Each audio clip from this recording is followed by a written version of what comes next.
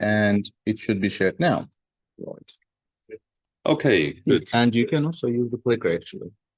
There's a clicker. Yep. Okay, clicker. So hello, everybody. So I'm Doug Robinson from the OECD. So I've been at every, I think, ResQT meeting, apart from the last few days.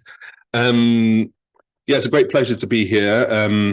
I'm going to introduce a little bit about what the OECD is doing in quantum and what we plan to do in quantum, and also locate why we wanted to have a discussion about quantum applications in space. At the back, could you be quiet, please? Can you tell them to be quiet at the back? Okay, great. If you want to have a conversation, please go outside, because otherwise we can't hear on the screen. Okay, so I'll give an introduction. So we have a rundown today. We're going to have a little introduction from the OECD. We'll have a keynote from Professor Bongs. We'll then have 3 presentations on applications of space, of quantum in space. Then we'll have a very short coffee break, and then we'll have a panel discussion. And so we'll introduce the different people as we go. So without further ado, so I'm not going to dwell too much on this slide. You will have them. And of course, at the OECD, we divide up quantum in the usual way into quantum computing, quantum sensing, quantum communications, and different parts of the house are looking at different elements of this. Now, for us, the OECD, if you don't know, it's an international organization of 38 member states, and we convene countries to discuss joint policy making. We develop standards, and we also do research ourselves and provide that information to different governments. Now, of course, we listen to our member states. And by the way, it's based in Paris, the OECD. It's about 3,000 employees set up like every other international organization. There are a number of policy demands for current and future work in quantum that are coming from our policymakers. So a security concern for countries and individuals. You know, quantum computing threatens current cryptographic systems. Now, you all know this, but this is the point that it's coming from our policymakers about this concern. Economic growth and increased welfare opportunities. So the potential of quantum is stoking up the interest in quantum policy making for second generation quantum. And in a context of strategic competition and a sense of urgency of a race to win, and the question is a race to where, of course, this is also driving policy initiatives. And we'll have a discussion in the panel about geopolitics later. Now, the OECD has been doing a number of things. We've been mapping ecosystems. So we're looking at the industrial landscape in different ways, looking at component suppliers, quantum tech providers, looking at the end users and different relationships between those for different countries. We're mapping the academic landscape, the support and funding landscape as well. And this report will be made public in June, by the way. And so we have, at the moment, it's about 200 pages, so it's a bit big. So we'll have to cut it down. And we have deep dives. So these are the countries that we look at: China, France, Japan, Korea, UK, US, Denmark, and Germany. Of course, certain elements like the key infrastructures, supply chains, and skills and workforce are mainstays for that report on ecosystems. I'll let you have a look at that in your own time. We're also looking at national strategies. Now, we've seen a flourish and a large increase of quantum national strategies recently. Of course, there have been quantum strategies for over 10 years for some countries, and some are newcomers to the game. But we've been looking at, well, what are the origins? What are the drivers behind the national strategies in quantum? Where did they originate? In some cases, they come from academics and grow up, raise interest in the policy landscape, and then national strategies are developed. Hey, Asif. Just friends arriving in the audience. We also see coming from the military, drivers from defense that are shaping the national agenda, and then the national strategy then trickle in other ways. And so we're looking at how the origins of national strategies and how that first lock-in kind of shapes the outcomes of those strategies. Now, we use a lens online. It's called the Framework for Anticipatory Governance of Emerging Tech. Many of you around the table are familiar with technology assessment, of course, with RRI and things like this. We have a framework that has gone through our ministries. and has been endorsed by and welcomed by 38 ministries of science, technology and innovation across the 38 member states, around 5 pillars. And I'll just go through them to give you an indication of those lenses. So the underlying guiding values behind government's policies, strategic intelligence, which includes foresight, technology assessment, impact assessment, vision assessment, monitoring technology trends, etc. Then we have stakeholder engagement. Of course, it's blurry. We have participatory technology assessment that you could locate there as well. Agile regulation, so how you can steer while you're going, regulate while you're going, govern while you're going in terms of emergence of technologies, and international cooperation. Now, again, these aren't anything new for an academic audience, but these are coming from decision makers. And so we're using that as a lens to kind of characterize these national strategies, how to define their underlying values. I mentioned starting in the military, starting in academia, that does shape the underlying values that are kind of woven into these strategies. And also the way they engage with the publics or the different types of publics. Now, of course, I think we have friends from GF Tech. I'm also a member of the Global Forum on Technology at the OECD. We have a primer on quantum for policymakers. So this is translating the work of a large focus group that's been meeting for the last year and will continue to meet for a number of reasons from the Global Forum on Technology to translate complex information about quantum for policymakers. So this was launched in February. A focus group of 49 participants from 25 different countries have been coming together. It's been growing. This is the number as it stands now. And it will continue to work on things like a recommendation for responsible quantum, which we can talk about if you like later.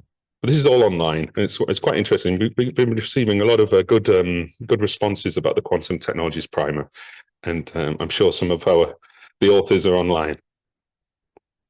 Now, we also have a project on forward-looking technology assessment, and this is why I'm here. This is a project I lead. So it's a new project looking at the future implications of quantum. It anticipates on the implications of quantum in illustrative sectors.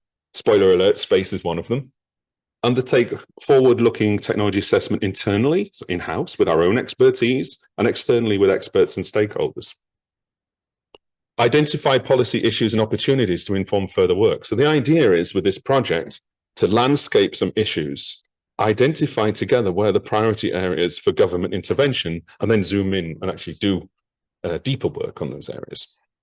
So we've chosen 3 illustrative areas. We could have chosen all different ones, but these ones are quite interesting because they give a different flavor of the issues and dynamics of quantum, or the potentials of quantum in different sectors. So quantum and health, that includes life sciences, by the way, is a bit of a blurry term there, health.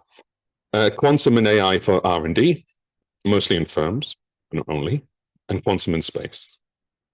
This has been supported by the government of Korea, and we'll be hosting a workshop in Korea in the end of June, of which the outcome of this discussions will be fed into that meeting. Now, why space? Well, there are a lot of promises about space. I'm not going to go through them all, and you can have these slides afterwards, but we have actual applications of quantum computation, such as prototype simulations. We also are seeing promises. This is our desk research and some interviews we've been doing, mission optimization and trajectory planning, space weather prediction, materials discovery, as the promises of quantum computation in space. Quantum sensors in space, we have actual applications like ESA's planned ST Quest mission, the Cold Atom Lab on the ISS, but we also have promises like high precision navigation, gravity mapping and geodesy, dark matter and fundamental physics, resource detection on celestial bodies, the different applications that we are seeing as promises. This is the penultimate slide. Quantum communication in space. Well, we see actual applications. Remember, we talk about Musia's satellite from China and ESA's Saga project, UK, there are also some in Singapore.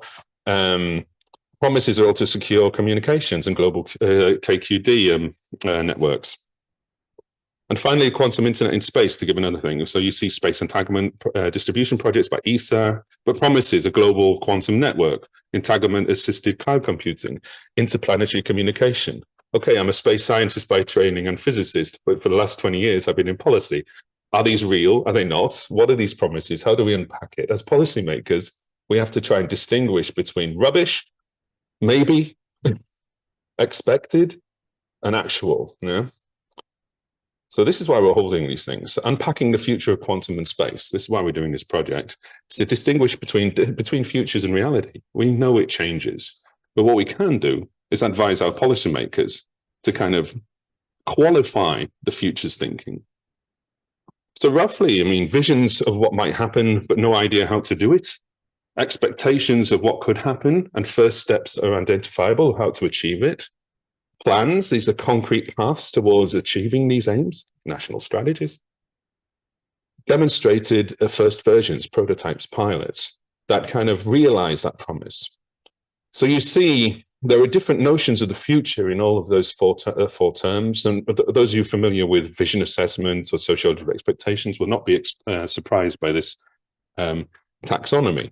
But it's quite a useful one when you're discussing with policy making, because otherwise all of those are conflated, and it's very confusing when you're defining policy. So of course, the aim is to identify policy implications related to these unpacked promises. So that's the goal of that project. So this is why I'm here, and I've been working with Zeki on this. Happy to discuss later. How do I stop this? Freigabe stoppen. I guess that's it, is it? There we go. Okay, so I'm going to stop there. I'm going to hand over to my colleague, also at the OECD, Marit. Marit, could you introduce yourself? Yes, so my name is Marit Undseth. Can everybody hear me? Yes, we can hear you, yes. Yes, so I'm a policy analyst at the OECD Space Forum. The OECD Space Forum has existed for more than 15 years. It is based in the same directorate as Doug's activities, so in the Directorate for Science, Technology and Innovation at the OECD. Our work at the OECD Space Forum focuses on defining and measuring space activities from a statistical and economic perspective, and to provide evidence on the role that space technologies play in society. So we haven't done any concrete work on quantum so far, but we will publish a report in 2026 on the space economy in figures. This is our kind of a major publication that we do every two or three years. And that publication is going to concentrate on emerging technologies. So we look very much forward to the discussions today.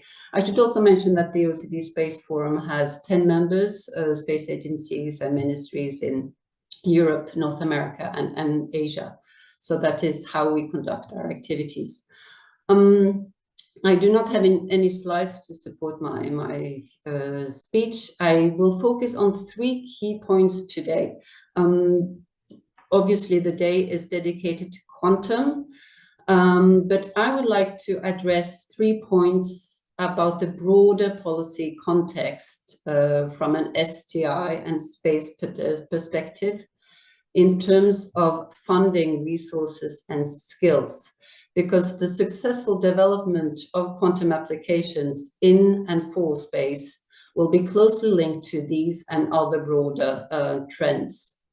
So first, from a funding perspective, we'll have to realize that many OECD space researchers, so from a space perspective, will have to make do with much less in the coming years, while facing stronger technological competition from abroad. I'm here talking about government funding, civil government funding. At the OECD, we observe decelerating growth in overall R&D budget allocations between 2022 and 23, as COVID-19 packages, stimulus packages are coming to an end. Within this funding envelope, allocations to space-related R&D as a share of the total remains fairly stable, but it does not keep up with inflation, nor with accelerating R&D spending in some non-OECD countries, such as China, for example. So that is something to keep in mind. There are obviously a lot of strategies on quantum and other things, but within the broader context, government funding may become less accessible.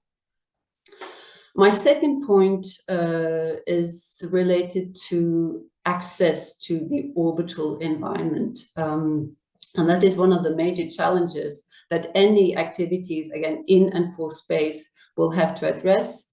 In mid-March, because now we don't look at annual statistics, we look at daily or monthly statistics, we had almost 11,300 active satellites in orbit, growing by the day. Operators had to deal with debris and also space traffic management.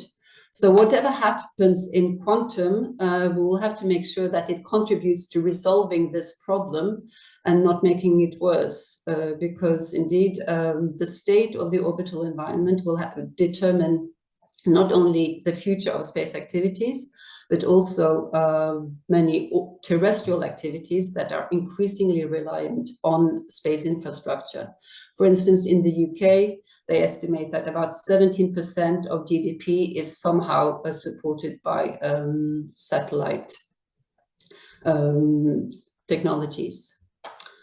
My third and final point is about skills, more notably shortage of critical skills, both when it comes to performing space research, but potentially also quantum and physics.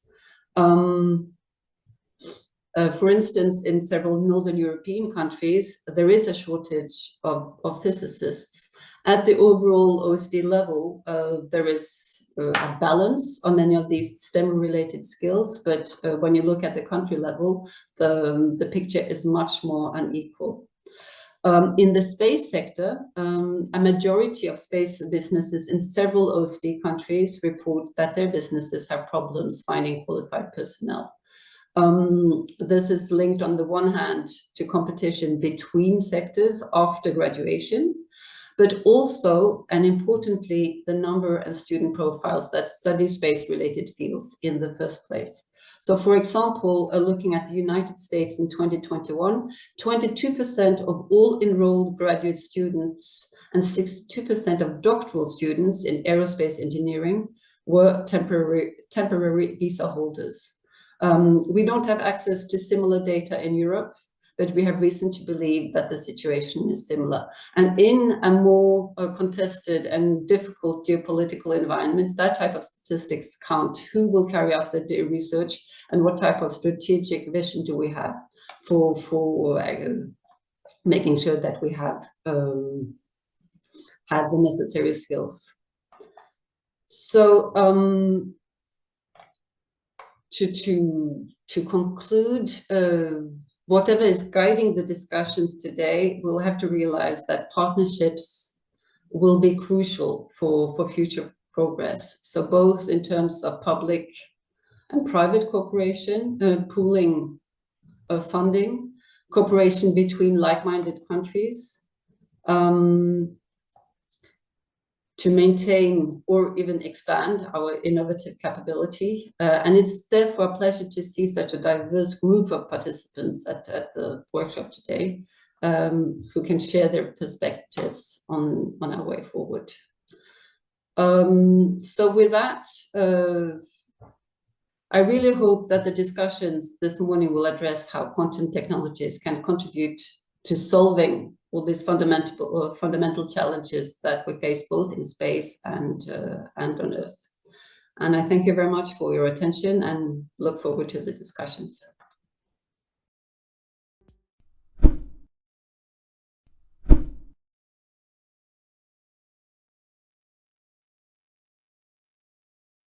Thank you, Marit. So I would open the floor to questions. What I'm going to do is invite our keynote speaker, and then we'll have questions on, mostly probably for the keynote speaker, but you have questions for us from the OECD as well. You can bring them up then. So Professor Bongs, hello, can you hear us? Yes, I can hear you very well. Hello, everyone. Sorry I can't be there in person. But yeah, so.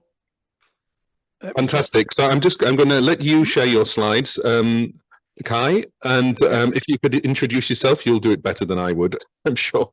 So We have, how much time did we allocate for this? 35 minutes in total?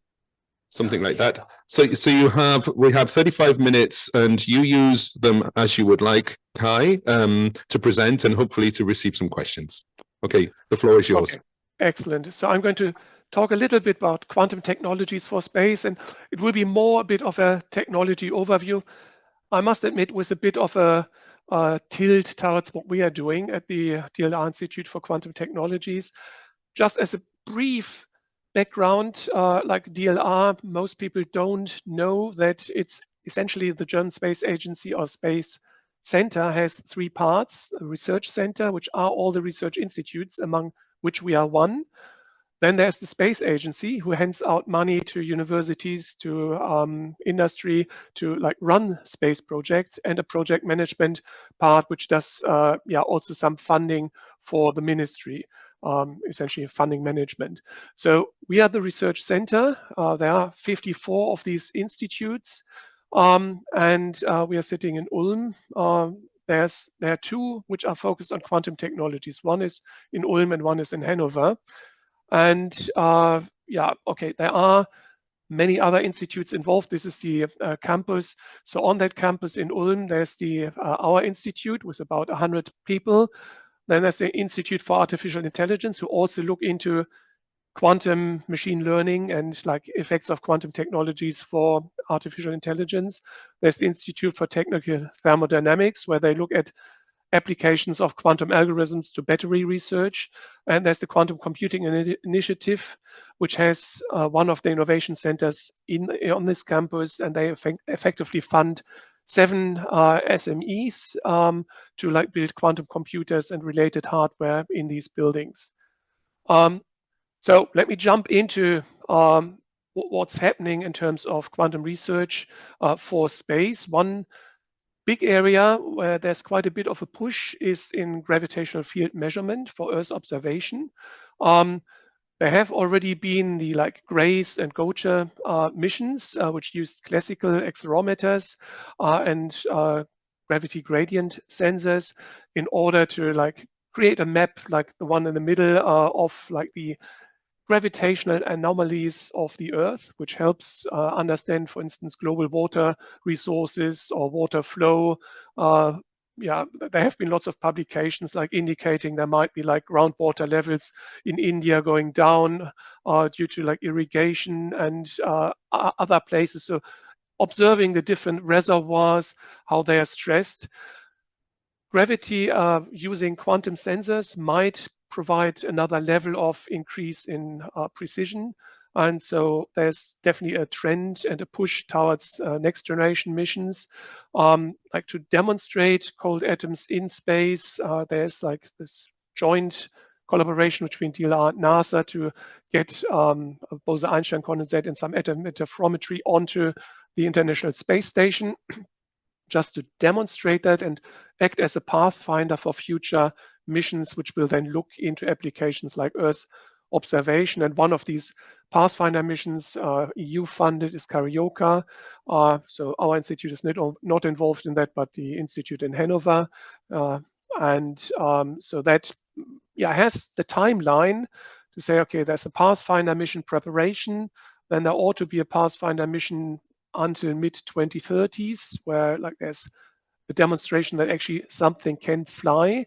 And then there might be a quantum space gravity mission in the like late 2030s to into the 2040s. So that's the aim. So quantum is on the way to do some space gravimetry, and the timeline is within the next 15 years.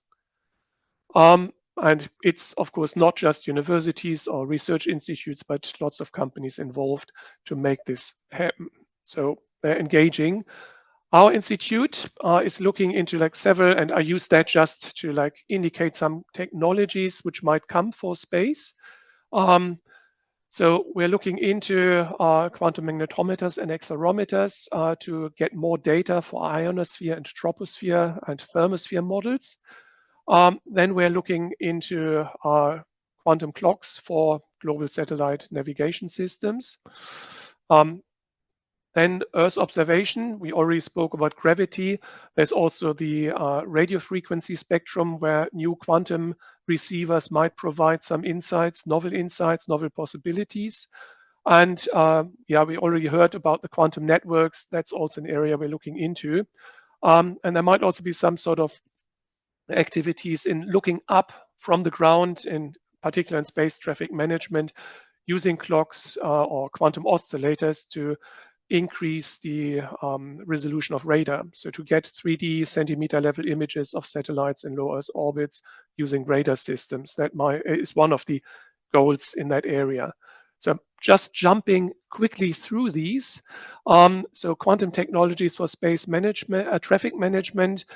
One other one we are looking into, and partially motivated by like the orbit control and deorbiting, in particular if you're in low Earth or very low Earth orbits, where you still have some density in the thermosphere or in these areas, which provides some significant drag to the satellites. This is not just standing still. There are thermosphere winds, which like slightly change like where the satellites are. Yeah, at the moment, this is one of the parameters with the largest uncertainty in orbit control applications. So uncertainty ellipses, which one puts around satellites to like make sure the trajectories never cross within these ellipses so that you avoid collisions. They could be shrunk if you had like more precise orbit control, which saves fuel for the satellites, makes them more sustainable or last longer. And the other part is the deorbiting. We already spoke about the number of satellites, which is growing rapidly. When some of the mega satellites, satellite configurations are fully up and operational, just like one big company having lots of these satellites aiming at 10,000 with a lifetime of 10 years means there will be 6 deorbiting per day once they're in steady state. And these are 1 ton plus satellites, which are supposed to completely disintegrate, but if something goes wrong, maybe not all of that.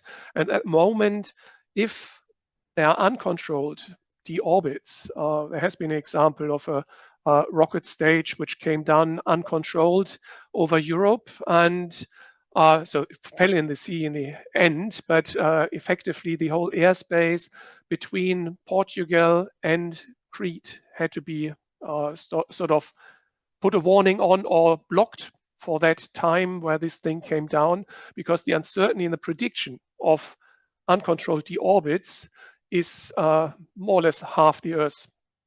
So you don't have much prediction where they come down. If you have lots of them coming down in the future, that will have an impact on air traffic control. So we have to really like learn how to manage that and do better predictions on this. And one possibility we are looking into is, and Carioca with the acceleration sensors on board is one point where quantum sensors can help to measure the drag on a satellite in low Earth orbit to provide input on how much, essentially how the thermosphere, how dense it is, and possibly how much winds there are. And that could provide more precise modeling parameters. That's certainly 10, 15 years in the future until that is operational. But it's a perspective where you might want to, where quantum could help to provide new data on managing like the space. We are looking at that using like very compact sensors, so possibility to go onto small satellites and have them like more often flying in low or very low Earth orbits. Effectively, it's a little spring measured, which deflection is measured by a laser, quantum optical effects, in order to get a very precise acceleration measure. This can be done quite compact, and so we hope to get it on small satellites to like go there. Next thing, sorry, I'm jumping between technologies just to give you an overview. The new radio frequency sensors, and I must admit it's not entirely, there's still work to be done in order to understand what are the key points this brings as new technologies. So one thing is these atomic receivers, you have effectively your radio frequency coming into little vapor cell holding some atoms, which you integrate with lasers, and then that goes to photodetector signal processing. So it's very different. It's not an antenna because it includes the antenna as well as the amplifiers. So essentially, it's the entire receiver part you replace with something which is, largely you convert effectively the radio frequency photon into an optical photon, and then you do the main remainder of the chain more on the optical. That means you get rid of some of the Johnson noises. So if you look in particular into deep space, you have less noise, possibly. But more importantly, you also replace, like since 150 years, we are using effectively Marconi's antenna, like two pieces of wire with some capacitor in between to detect radio frequency waves. Everything from the smartphones to like the large radio antennas are operating on that principle. This is completely changing that principle by using essentially electrons which are on a very large radius around atoms as the detection unit. You can, with these new receivers, jump very quickly to very different frequencies, more or less from DC to the terahertz range. So you can have more or less multiple frequency observation with the same hardware setup. You have to change laser frequencies, but effectively the receiver end looks very much the same. So you could have multi-frequency observations which were not possible before. You might get into frequency ranges which are not as easily accessible with classical antennas. So one application which is currently discussed, we're discussing with New Zealand colleagues, is about measuring the ozone concentration in the higher atmosphere, or essentially the shield around the Earth, because the missions which are currently providing the global ozone data were all launched early in the 2020s and early in the 2000s, and are more or less within a year or two, we won't have global ozone data anymore. So there's a need to replace these, and there's a chance to use quantum technology to, not next year, but in a few years, to provide something on a smaller scale, which might be deployed a bit more easily. This is essentially image of the classical antennas, and attractive might also be to use these Rydberg systems as arrays because you get less interference of receiver unit to receiver unit. So you could also do like directional measurements possibly easier. As I said, there's still research to be done. This is from a paper where they just put together like what are the advantages and disadvantages. And as you can see, it's a vast parameter space where like in some wavelength ranges, the quantum receivers are more sensitive than the classical ones. In others, they are not so sensitive. Then they can be like much smaller than the wavelengths for like the longer wavelengths. So you get like size constraint changes. So there's a lot of discussion of where are the unique selling points, where are the unique new opportunities opened by these. This is still happening. So lots of chances, but it's early days. The one where it's not early days at all is quantum clocks for satellite navigation. If you're strict and say, actually, superposition is the second generation quantum technology, then all the atomic clocks we have since more than 50 years are quantum technologies of the new generation. And these are running our satellite navigation systems. These are contributing to 5% of GDP worldwide. Because they deliver position, navigation, and the timing to our critical infrastructures, to society, to everyone. So a very, very important part of quantum technology. And of course, the new generation, which is coming up. So if you want to have an uncertainty of 30 centimeter in navigation, that's about a nanosecond deviation. If you want to hold that over a day, you need more or less the best current commercial reference atomic clocks. So these light yellowish underlaid clocks are the ones which are commercially available. And you can see there's a like more or less linear, okay, it's a logarithmic scale, so it's always linear. But you have a dependency, like the more you pay, the higher precision you get. And what's happening now is we're going to optical frequencies for the clocks, optical vapor cell technology. At the moment, they're not much better than the, in terms of they're not deviating from this line, but these have the potential to go from the lab into like something which is matchbox sized. And then we have something which is like 100,000 times better than what we had before, or 100 times better than what satellite navigation can do right now, and might be deployed in many other instances. So we are currently working on an optical clock for future version of Galileo. So essentially demonstrate optical clock technology in space. It's effectively, as you see here, like technology is not scary.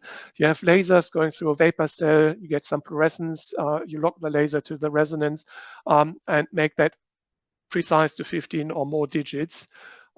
This is now in preparation for the ISS. It will be launched in 2027 if everything goes well, to demonstrate it works.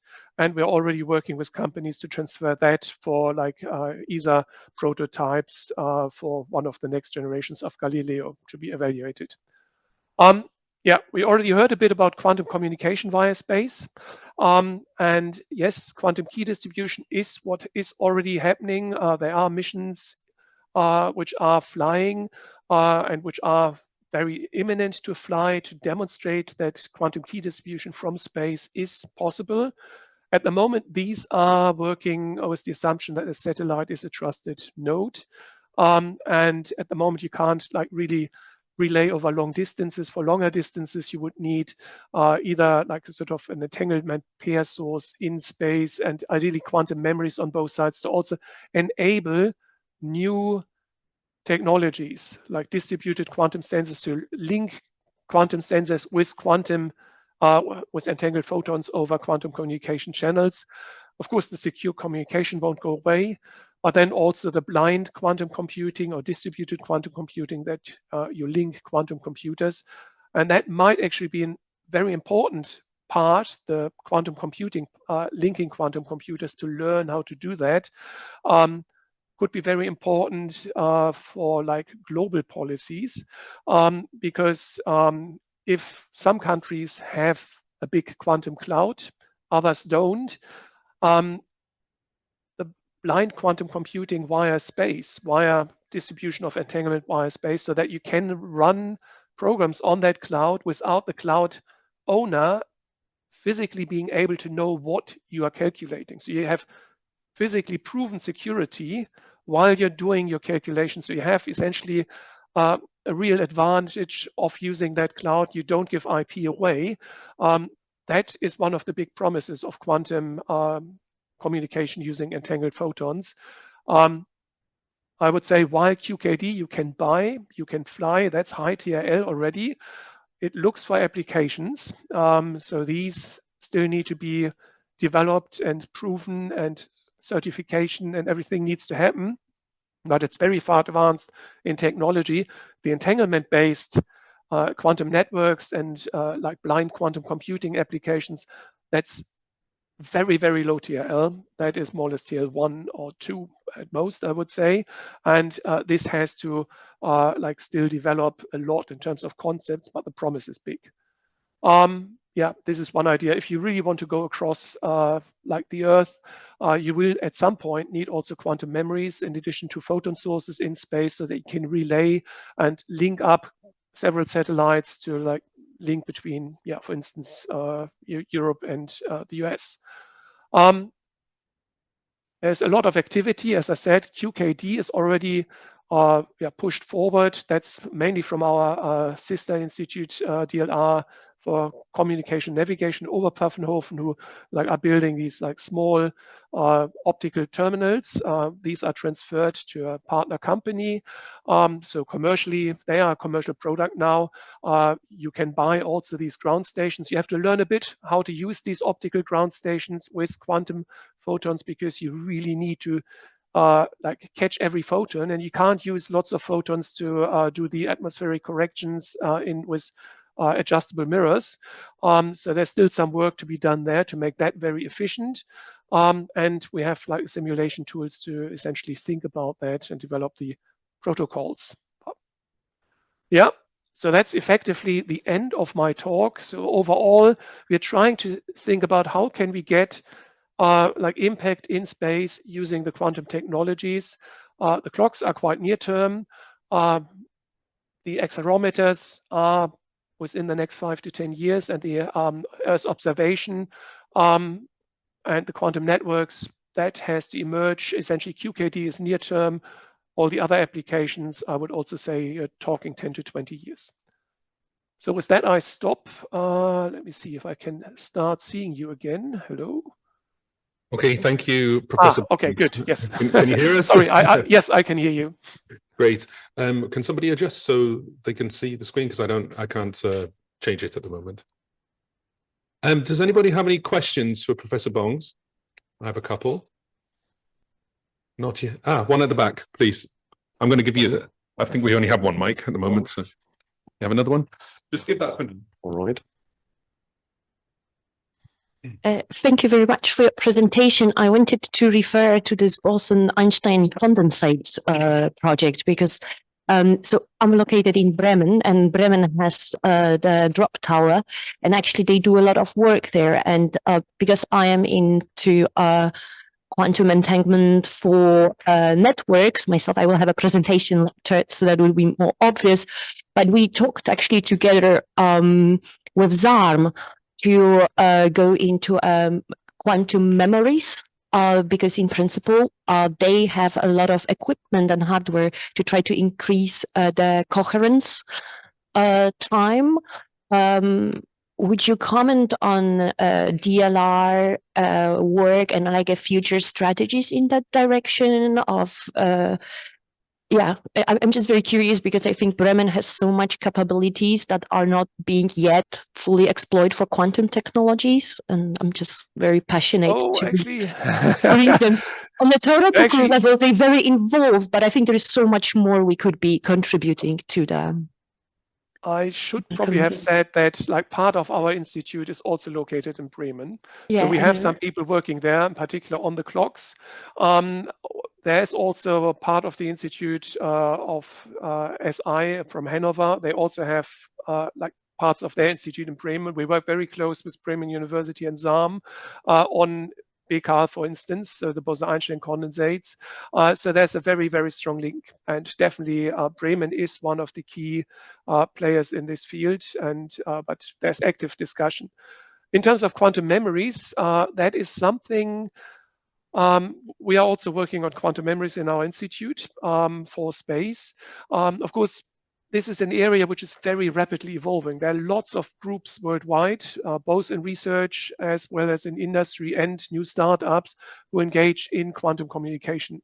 So there are people who are offering entangled photon sources commercially. Quantum memories are starting to become available commercially.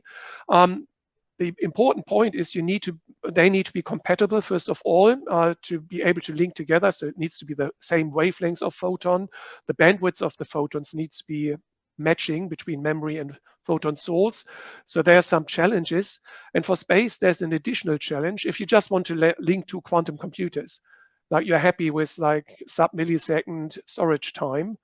But if you want to link satellites, which are especially going from like between Europe and Americas, then you have travel times of the photons of tens of milliseconds. So the quantum memory needs to be like holding the photons for much, much longer than the ones you would need for ground applications. So it's a special development for long-term quantum memories you need to do.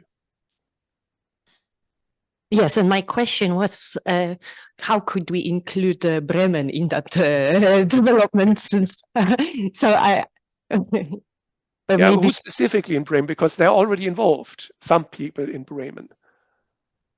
Yeah, I guess I just would like to see more because we just had a quantum meeting in Bremen, and and there is just a lot of potential that is just still not exploited fully. We don't go like beyond the fundamental research. And I think maybe if there would be some projects where we could get involved, also going more commercial level, that is where's my interest. But maybe we can talk at some yeah, other... we should probably take that offline. But just one comment, in Bremen, there is actually a startup on quantum, many quantum technologies, which is taking these things, I think, to the next level, or is aiming to do that, and taking a lot of the Bremen expertise into applications. But we can talk about that later. Yeah, just to add that Professor Bongs will join us in the panel discussion. Actually, maybe you're not around then. I think you're leaving for the final panel, aren't you? But you can take it offline. No. As well. Okay. Ah, okay, sorry, that was the... No, I'm talking to the speaker. So a question over there, please introduce yourself.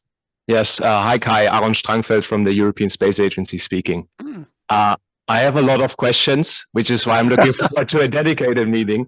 But I just wanted to ask about the accelerometry for the traffic management and the Rydberg activity that you have. So on the accelerometry with the drag measurement, I was wondering how far you are in the assessment of the feasibility of that, or let's say relevance in terms of long-term stability can also be achieved by using GNSS measurements for the position.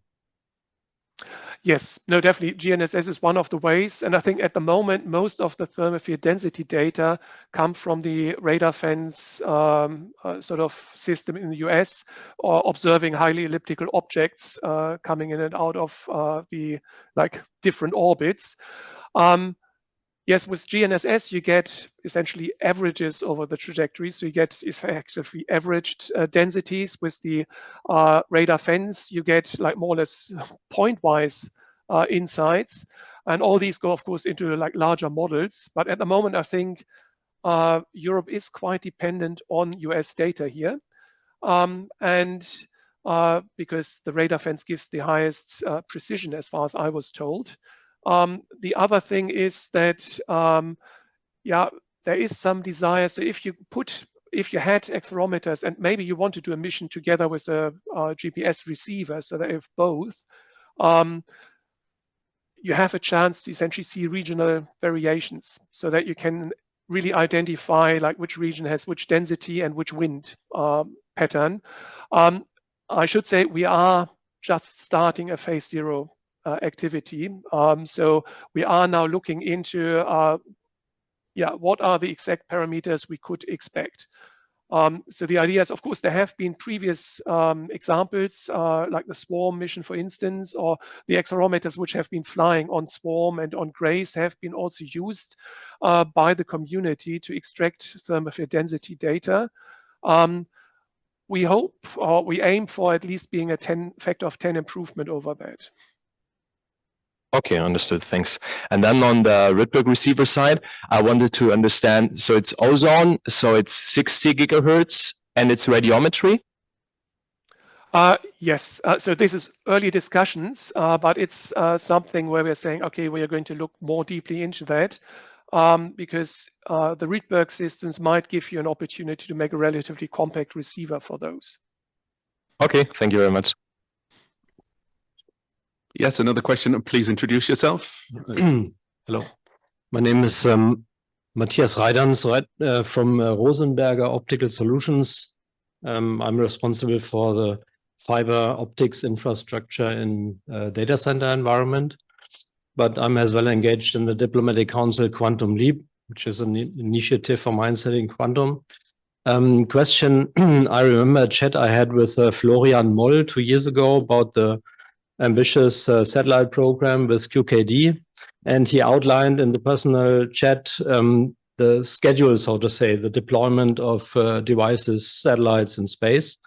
And I wondered if it's still sticking to the schedule and you are able to fulfill the milestones, or if it's somehow behind, and if this is related to maybe the political pressure due to the situation with breaking encryption, Ukraine war, and so on and so on. So question, if it's still valid, the milestones that will be achieved with the satellite QKD. Yes, no, that is still in running, and actually a satellite has just been launched last year.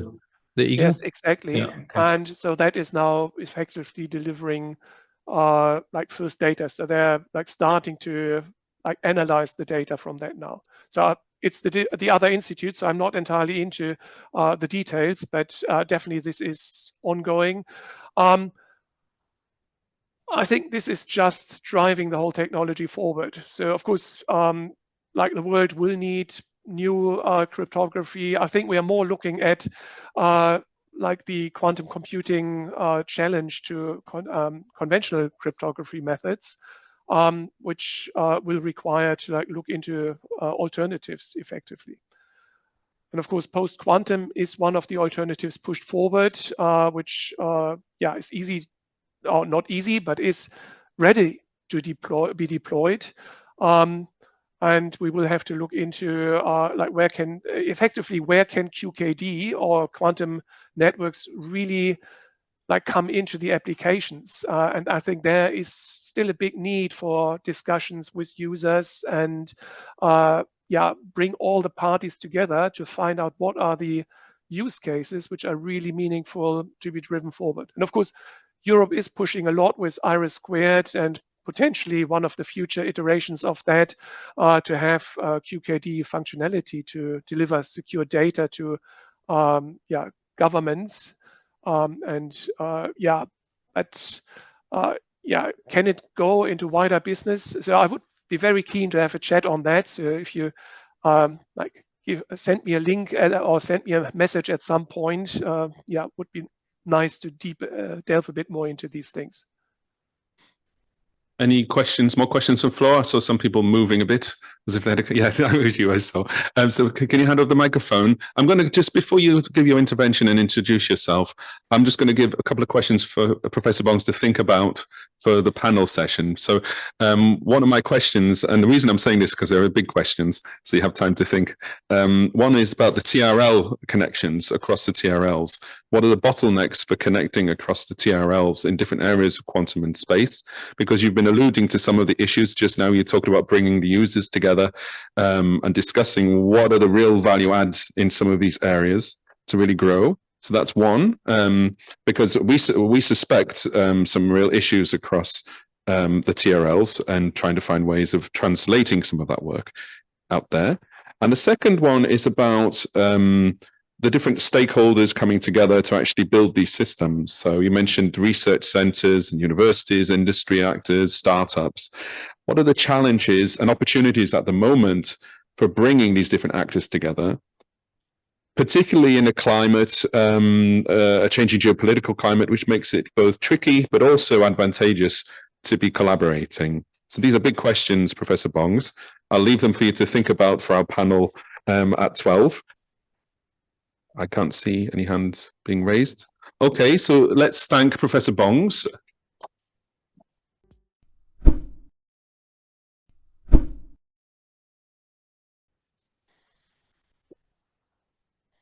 Thank you. So we're going to move over to the next session. Please, could the speakers come? I guess we're sitting. Oh, we do it one by one, I guess. Yes.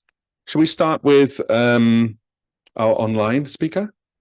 Is that okay for you? Is that okay? So, Moritz Mihm, are you there? Perfect. Hello, yes. Moritz. Great. Hey, good morning. So he has the capability of sharing. So some people are waving. I don't know whether you see them, Moritz. Some people seem to know you. Would you like to share some slides, Moritz? Yes, let me try that. Can you see my screen and the slides? Probably the wrong screen now, right? Yes, it's the wrong one. It's in presentation. Yes. So. Let me try that again. Apologies for that. So this session is on quantum for space applications, and we're going to have 3 speakers. I'm going to ask each speaker to introduce themselves. I could do it, but you could do it better. We have just over an hour for this session, so each of you have 15 to 20 minutes. It would be good to have some space for questions. So Moritz, please, over to you. Thanks very much. Good morning, everyone. the audience. Thanks for giving me the opportunity to present here in front of you. I'm Moritz. I'm research fellow in the group of Alexander Ling at the Center for Quantum Technologies of the University in Singapore. And I'm also a quantum optics engineer for SpeQtral, a spin-off of that group.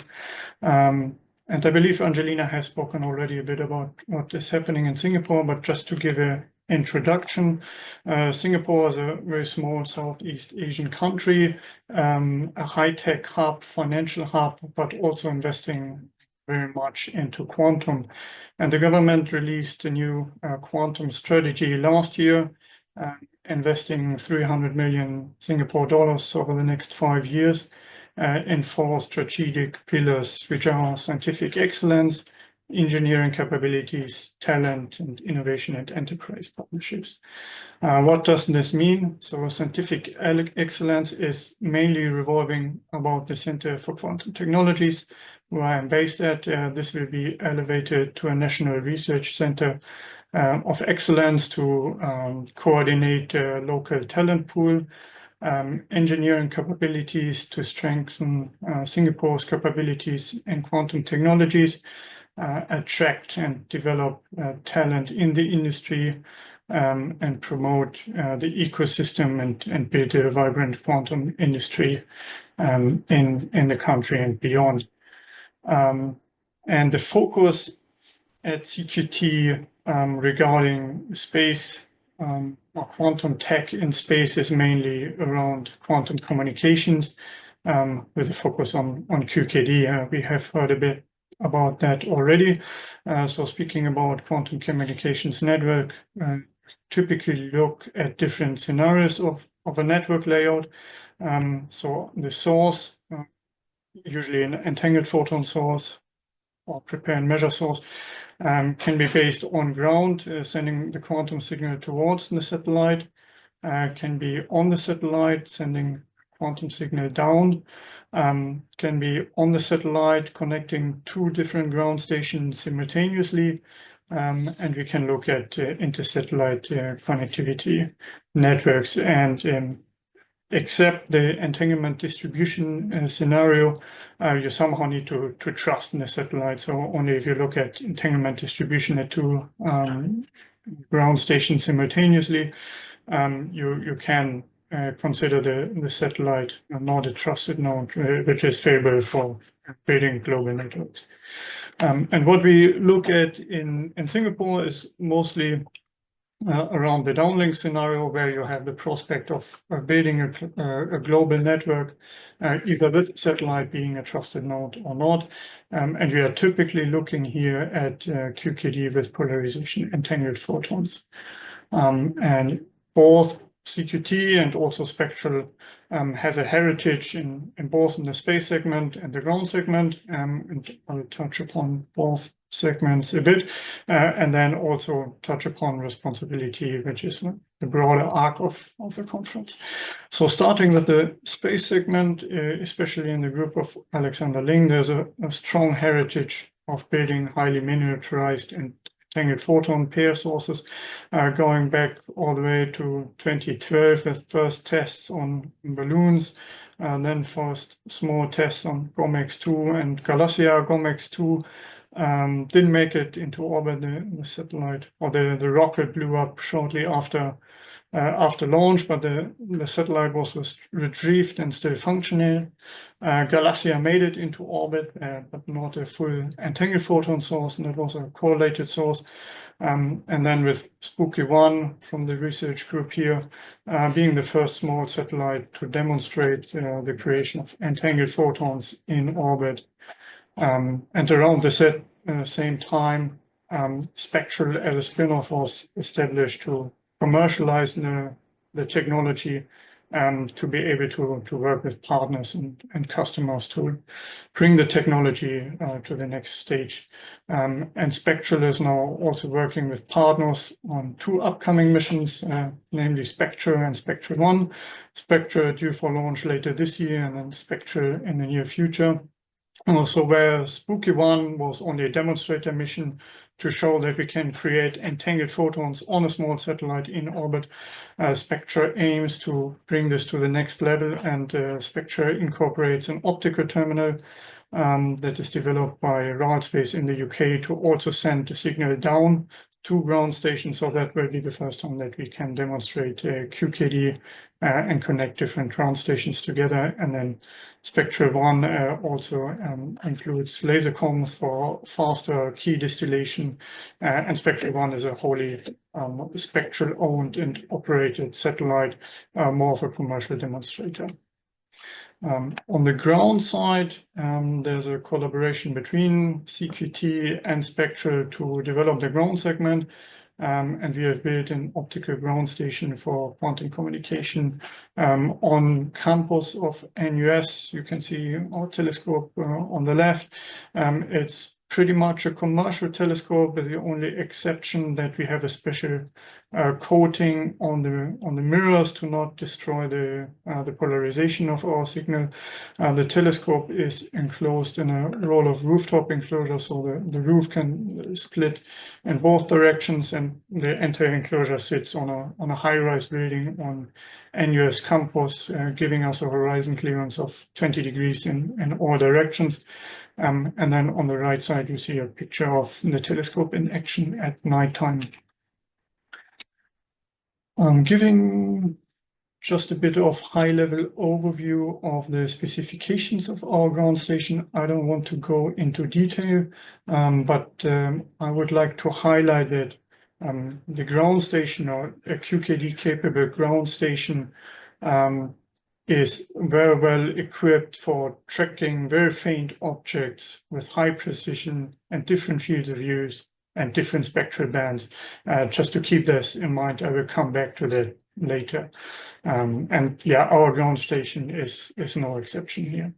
And putting the endeavors of both CQT and SpeQtral a bit into perspective, and what is happening in quantum comms in the rest of the world, a few Pathfinder missions.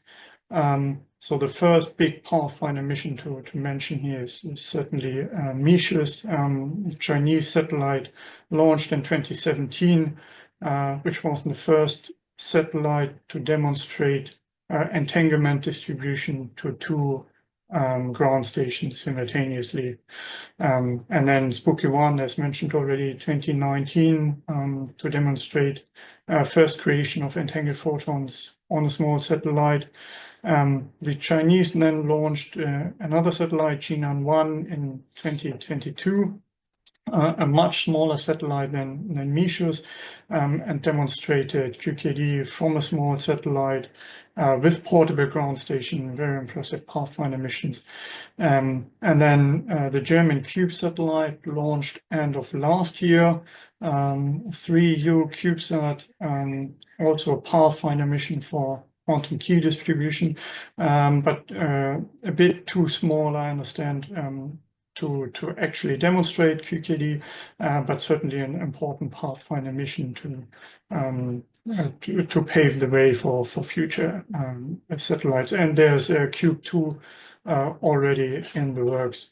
And then, as already mentioned, SpeQtral, a satellite in collaboration with ResQT in the UK, SpeQtral, booked for launch later this year, 12U satellite to demonstrate QKD with different ground stations.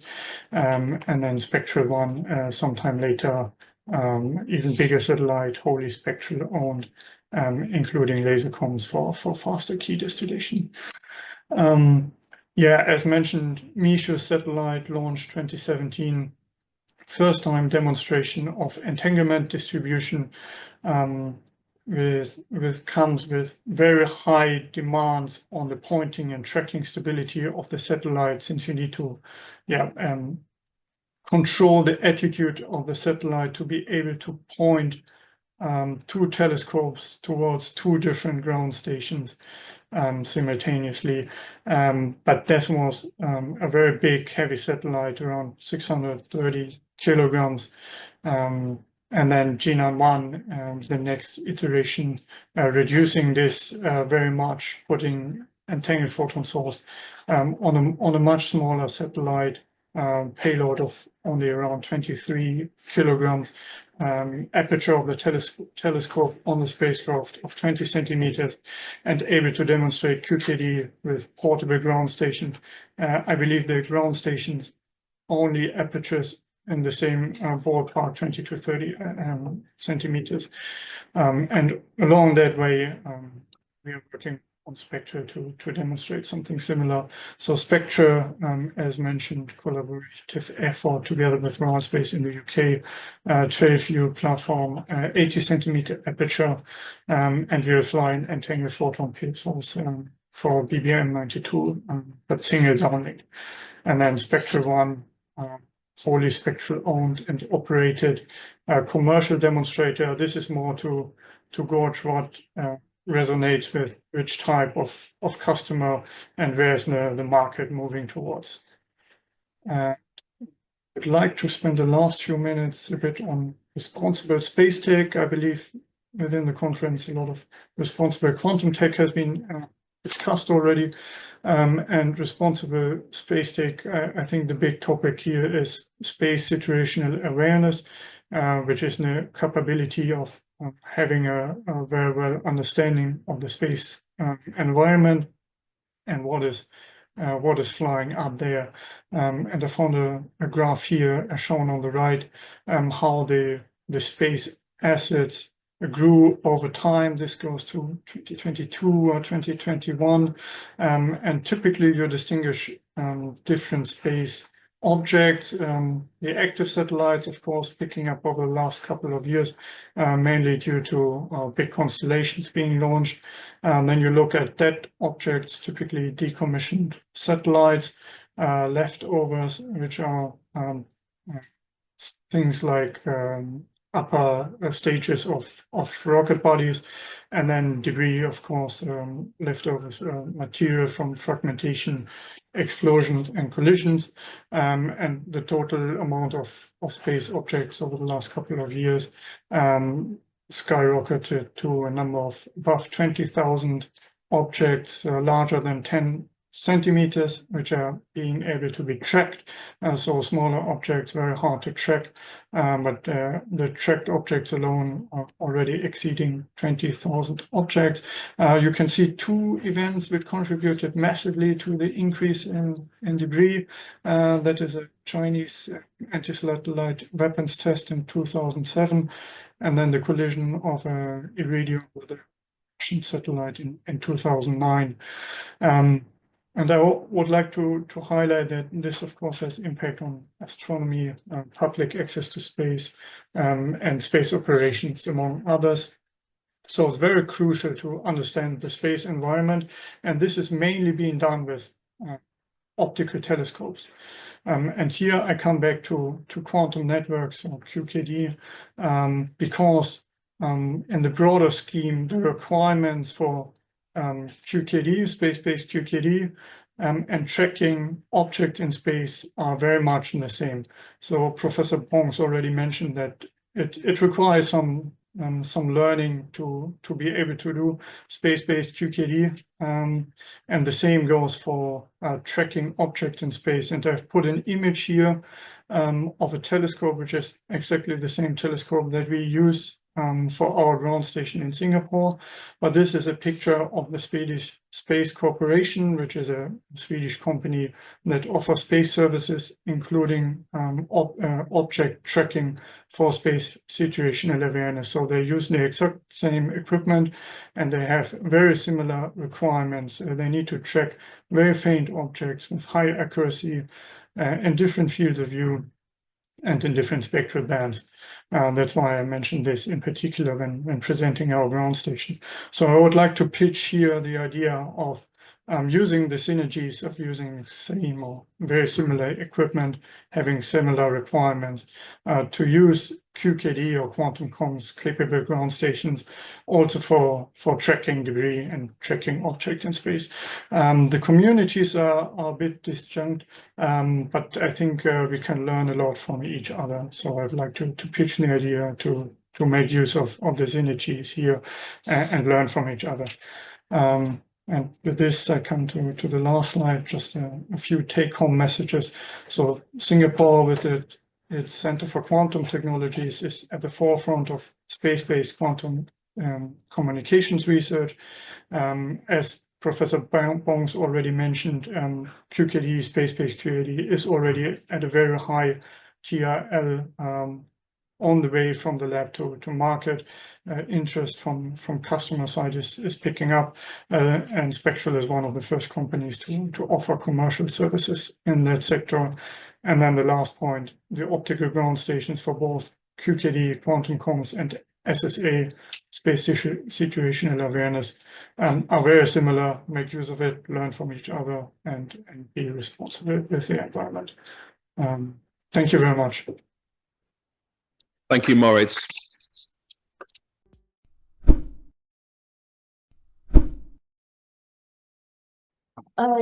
So for those that were here from the beginning, then you already know me because I have been presenting Quantum Security and Defense Working Group, the community I'm building, on the day 2.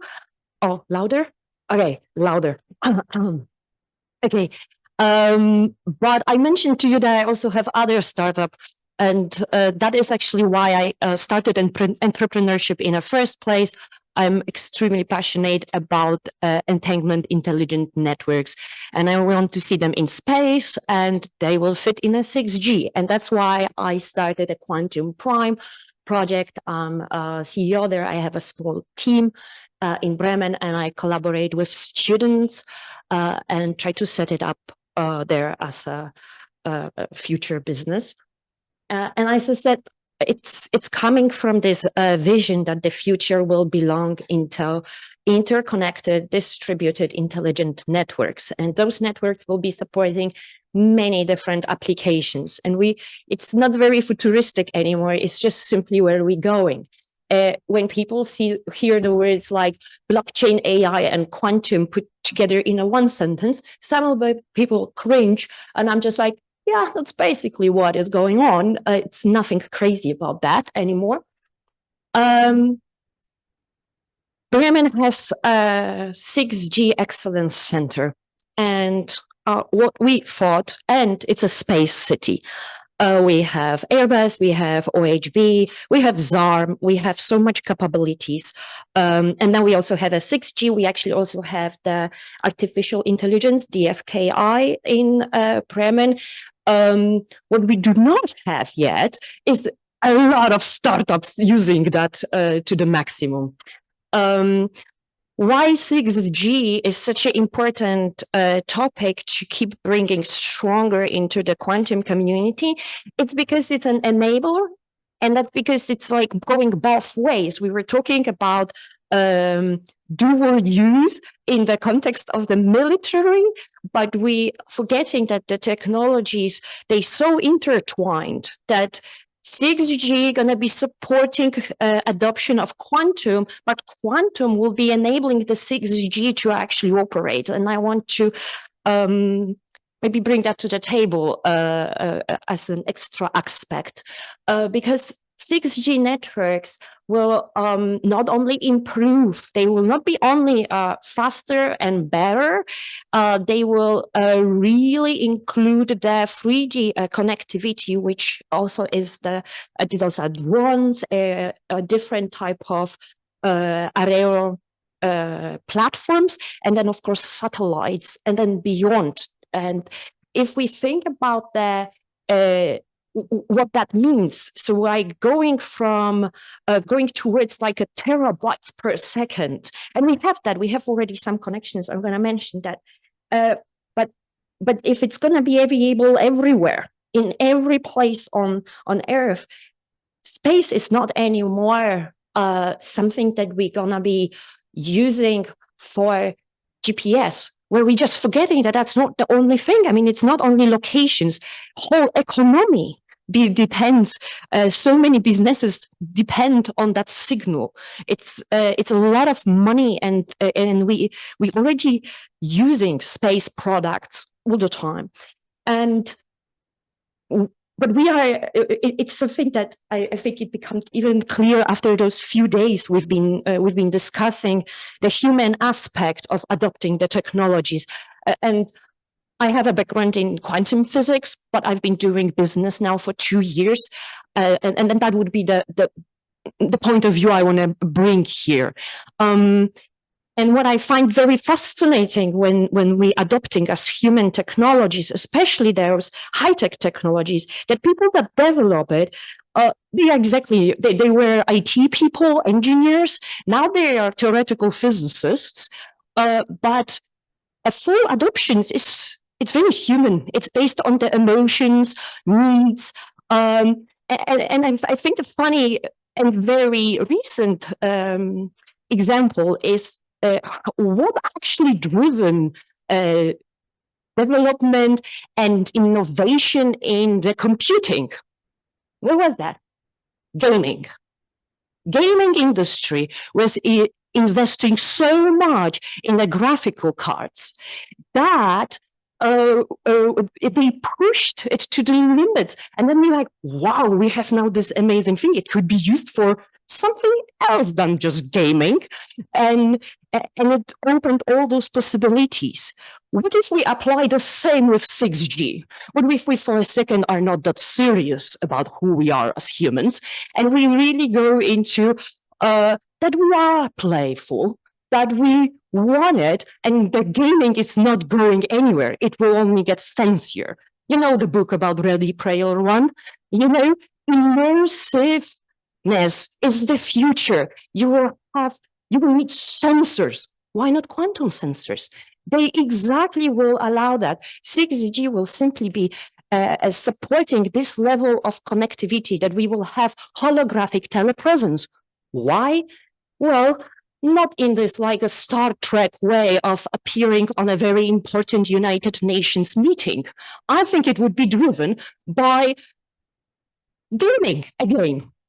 You know, and if we look at that way, we will really see that that's the emotional and important aspect. And we are like that. And then we should not deny how we communicate importance and excitement about those technologies, because that's what they will be doing. They will be doing much more. Don't understand me wrong. Yeah.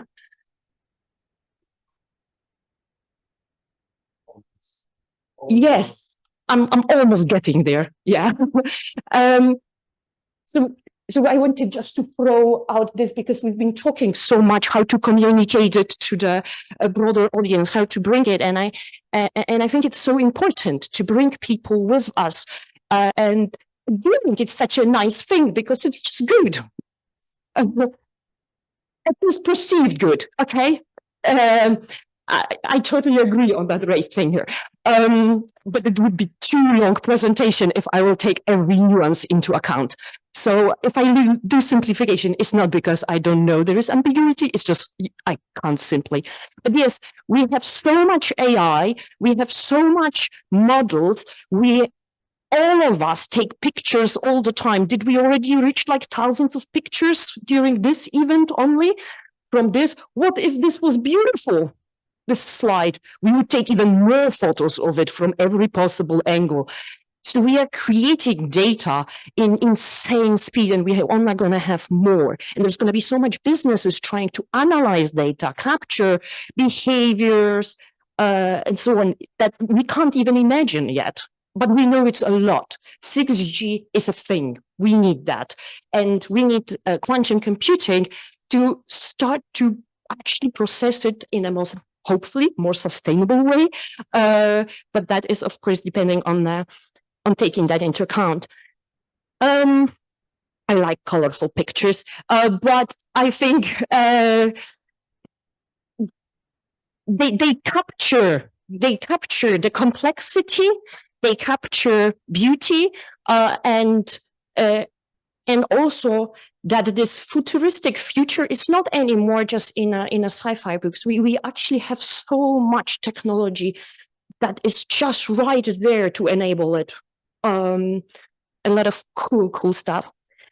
So I will not have time to touch on all the points, but I want to just leave it here as that the 6G will be fast, will be everywhere, will be supporting devices with the huge density. They will be able to, should support the interconnected and distributed sensors, computers, and their application would be anything when you have a lot of sensors. We saw a lot of sensor on a human head, so that is like a very high density of sensors. On a small, but we will also have them for military applications when you will have sensor on every drones, and they will have to be mobile and so on. And we will be going into this, and they also produce so much data. It's just so much data. I basically already said everything what I really wanted to say, and now I'm gonna be like calming down. So we do things, okay? We know that all the test beds that we've been building for quantum communications are going into direction of considering quantum internet. Quantum internet is not to substitute the classical internet, but to add that capability of connecting and communicating with the quantum devices in the most efficient way. We will have plenty of problems on interfaces, but we will take them. Pretty sure about that gaming thing still, that space will be enabler. I said it. This is just technical words to say exactly the same what I've just been like yelling at you, I think. But space is of course hard. We've been hearing that also from previous, but it's nothing that we are not working on too. Like we have a lot of devices that we've been testing that they operational in space. We've been sending them. We're sending them way more efficiently. We are getting to cheaper. It's pretty fun that there is a lot of also European companies looking on the reusable launchers. We were trying to do it in Bremen, if you know, from a platforms on the water. It didn't work out yet, but it will. Okay, and we also have amazing startup in Bremen, Polaris, that is looking on the aircrafts that should be able to take off from this. We are gonna have a way of putting things to space and using it locally, and I think we will have so many options of including space. Despite is difficult. This is why it's difficult, okay? Clouds for quantum communication, sunlight, air pollution, pollution of signals if it's too close to the airports or harbors. And we also heard in a previous talk about the optical stations, right? Where do you want to have them? On your phone, right? That would be the best, because that is like the future of mobility. But it's like a giant telescope. You can't have it even on your building, in your backyard. That's probably possible, maybe if you're British, because they were the ones that had so many telescopes around, and they actually helped in astronomy pushing further. So we have people that will probably have it in their backyards, but we will have to figure out how to do it, and we are thinking about it. So I just been to Vienna, and I found it extremely fascinating that they are actually going through a whole hurdle of putting those amazing telescopes on Alps, because they would like to maybe in the future have a quantum key distribution between Vienna and Munich, because who would like to put cables? That's also not easy through those regions. And there are applications between the data centers that will benefit from it. There is an interest on the risk. There is interest on the security, because in the end, there is a lot of business made with insurance and security that stability of our societies depends on. But there are clouds and there is a sunlight, and that's why, especially if you have LEO satellites that will be distributing things, I'm going to skip it because it's like very technical. But I do like quantum dots and the small devices. 15 minutes gone. Oh, wow. Okay. So yes, I'm skipping it. Okay. But there is a lot of technologies. that will be very promising. We do need miniaturization. That's my message. I would like to call for action to make small, teeny detectors, please. And there are memories. There is a Velic that just put out the first memories. Amazing. They're just still too big for space, but it's still amazing that we actually have a commercial product like this coming out, and it is in Europe, right? That's so cool. Time, so you don't need to squeeze too. Okay. I have so much more to tell, so I will.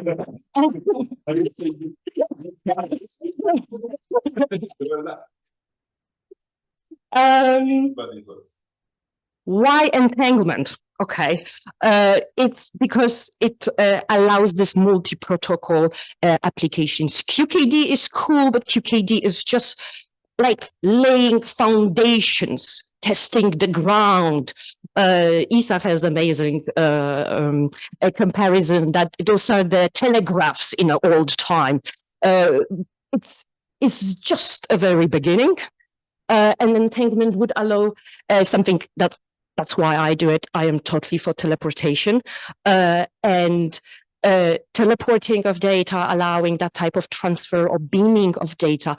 We are thinking about it because, as we mentioned, we are producing so much and we want to produce even more data. And we're looking on the lasers like optical communications in space, exactly to beam giant amount of data fast. So we know it. Oh, that's my colorful picture. To basically show somehow what I'm trying to say. That's the application of entanglement in, I don't know, I thought it was a simple way when I was doing it. But you could teleport the data between the quantum computers or quantum sensors. Why? Because well, you want to enable them. We do it already with the classical ones. We would like to do it with the quantum too. Like that's like the simplest way. I mean, but there's of course more details to it. With sensors, it's because yes, they have already their sensitivity that we are utilizing. This what annoys us in quantum computer, that they're sensitive. It's exactly what we're extremely happy about in sensors. But they would also be able to be networked and pushed even further to higher sensitivity if they networked. So we will get there. We will be networking them. And then, of course, the key distribution. Look, some of the applications, even those critical ones, will not need an insane speed every second. They would be just fine with a smaller key distribution things. And we can get started with that. That's the data centers, if you can't see it in this line.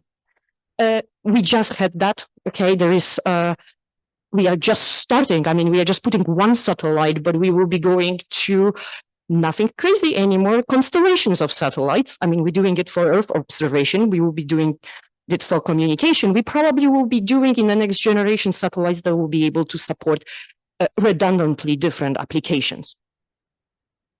Okay, we already said that.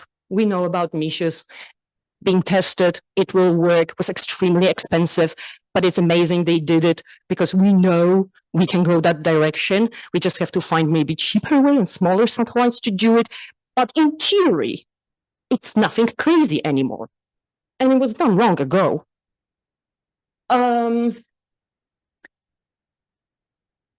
Yes, this basically, I said, it's quantum computing from space and so on. And I could go to the technical details about propagation problems, delays, the memories needed, latency when you do computation and you want to distribute. There is a lot of technical things. But we will find a way when we have to. We will probably even find a way to have data centers in space. We just need to find business cases for it. It's not anymore. I'm actually not worried if we are going to figure it out technologically. Or we need to think maybe it's a bit of out of the box. I'm going to repeat the word gaming again. But I think we will find business cases that will be driving it, and we will be surprised which are they. Yes, okay, you can you will have it recorded so you can read all those little technical details of comparing, is it worth doing on Geo and Leo and so on. But that's not my point today. Synchronization, big problem. Obviously, it's space and so on. But I want to, do I have like 1 more minute of like talking? Two. Okay, cool. I'm gonna maximize them. I want to bring it because I think this is a perfect place to also talk about that aspect, is the security of the satellites, okay? And they can be hacked, they can be just shut down. Redundancy will always be. Satellites will not substitute the ground networks. We will be going into more redundant systems. We will have QKD in many different protocols. We will have PQC. All of that will always be the layers, so we can exactly go to that 6G dream of having reliant connectivity. And that is possible. And again, I think there's going to be a lot of economical push on doing it. Why? Because we have something so simple like a timestamp that has ultimate power in our world. It's in finances, it's in a GPS, it's like businesses. If you take that out, that's why we want to improve the synchronization because of the timestamps. That's why we need those timestamps. And that's a huge driver of economy and protecting delivering of those timestamps, because they are connected with economy. If they connected with economy, they connected with the society, and society needs stability. This would we need to provide people the security and trust in the systems we have.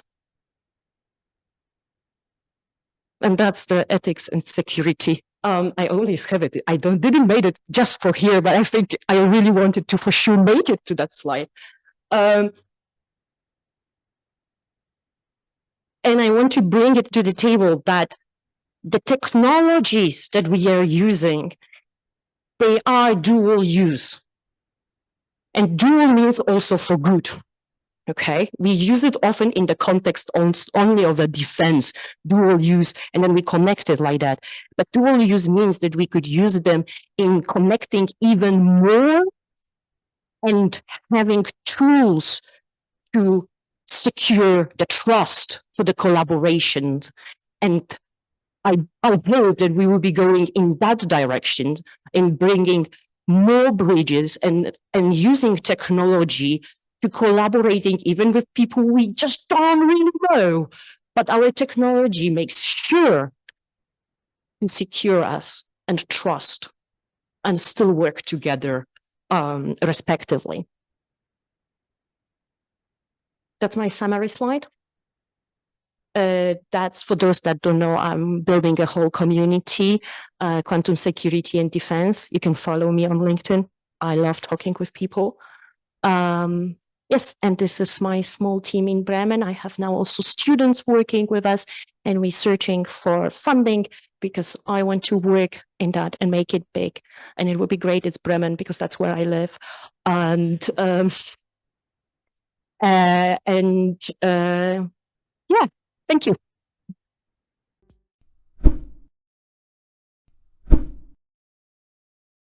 I'll introduce myself first. My name is Strangfeld. My background is physics. I'm from Germany, and I'm with the European Space Agency since roughly 4 years by now. On my physics studies, I focused on laser technology for space applications, and I grew more and more close to quantum sensors for space applications. I joined ESA then working on Galileo, laser ranging in the optical atomic clocks. And since about 3 years, I'm responsible for quantum sensing activities for Earth observation applications at ESA. I will briefly introduce ESA, who we are, what we do. Then we will use 5 minutes to design a satellite mission. And then I'll talk about our quantum sensing efforts. We at ESA, we celebrate our 50th anniversary this year. We have been founded in 1975. And since then, we have been building satellite missions and empowering the European space industry to do science, do great things. And And we do this by now with 23 member states. This year, we got a new addition to our member states from a previously associated member. You see also we have 4 associated members and 1 long-term, long-standing cooperating state, which is Canada. So you see in flags, there's a large overlap with the European Union, but there are notable exceptions, primarily the UK, for example. So there's large overlap, but we also have other members. And we are active, and we are proud to say that, among a lot of different applications of space. The green ones are the applications, the yellow one is supporting technology, the red one is science and exploration. You also see space safety. We've been talking a lot about space debris already, so we are also active in that. And I'm going to talk about Earth observation specifically. So what do we do on Earth observation? For us, Earth observation turns out to be more and more important, and our member states agree with that. When you look at the allocated budget for Earth observation activities, space has a unique vantage point. You rarely have an option to have global coverage without using space. You would need to deploy sensor networks across the globe. Space is just the opportunity to look at the whole globe with 1 instrument, 1 satellite, depending on your mission design. And what you see here in these little images are all the different ways on which we can look at Earth. We can use the full electromagnetic spectrum, starting from radio frequency, terahertz, infrared, optical. We can do all that. And all of this gives us different informations about the processes and the behavior of the Earth. What we become more and more aware of, and I emphasize aware, not knowing, because we know this for a long time, is that Earth is a complex system. And to understand climate change and dynamics, there's only one way to do that, which is looking at the whole Earth and every subsystem of it. And my father once watched one of my presentations that I gave. I found this slide quite mundane, right? It's just our missions. But he said, like, I didn't know that there are so many things up there. And indeed, this is just starting from a bit before 2010. We have been doing this for a long time. These are all the missions that we have supported in development for Earth observation applications. And you see 3 categories here. We have the Earth science, all about exploring processes, understanding processes of the Earth. You have Copernicus, which is an operational service where we have identified, and the European Commission has identified, these are things that we want to observe. We feel they are critical to us monitoring how the Earth evolves. And then we have meteorology, which is focused on weather, which is a very long-standing application. So you have a dedicated agency for that, which is EUMETSAT, which we are collaborating, and we are the implementing agency for these services. And then to focus now on the scientific part, because you remember we're talking about quantum sensing. So quantum sensing for us is very cutting edge. Where do we push for cutting edge and novel sensing technologies? It's mostly in the science, let's find a new way to observe a mechanism at Earth. And we have one program, which is called the Earth Explorers.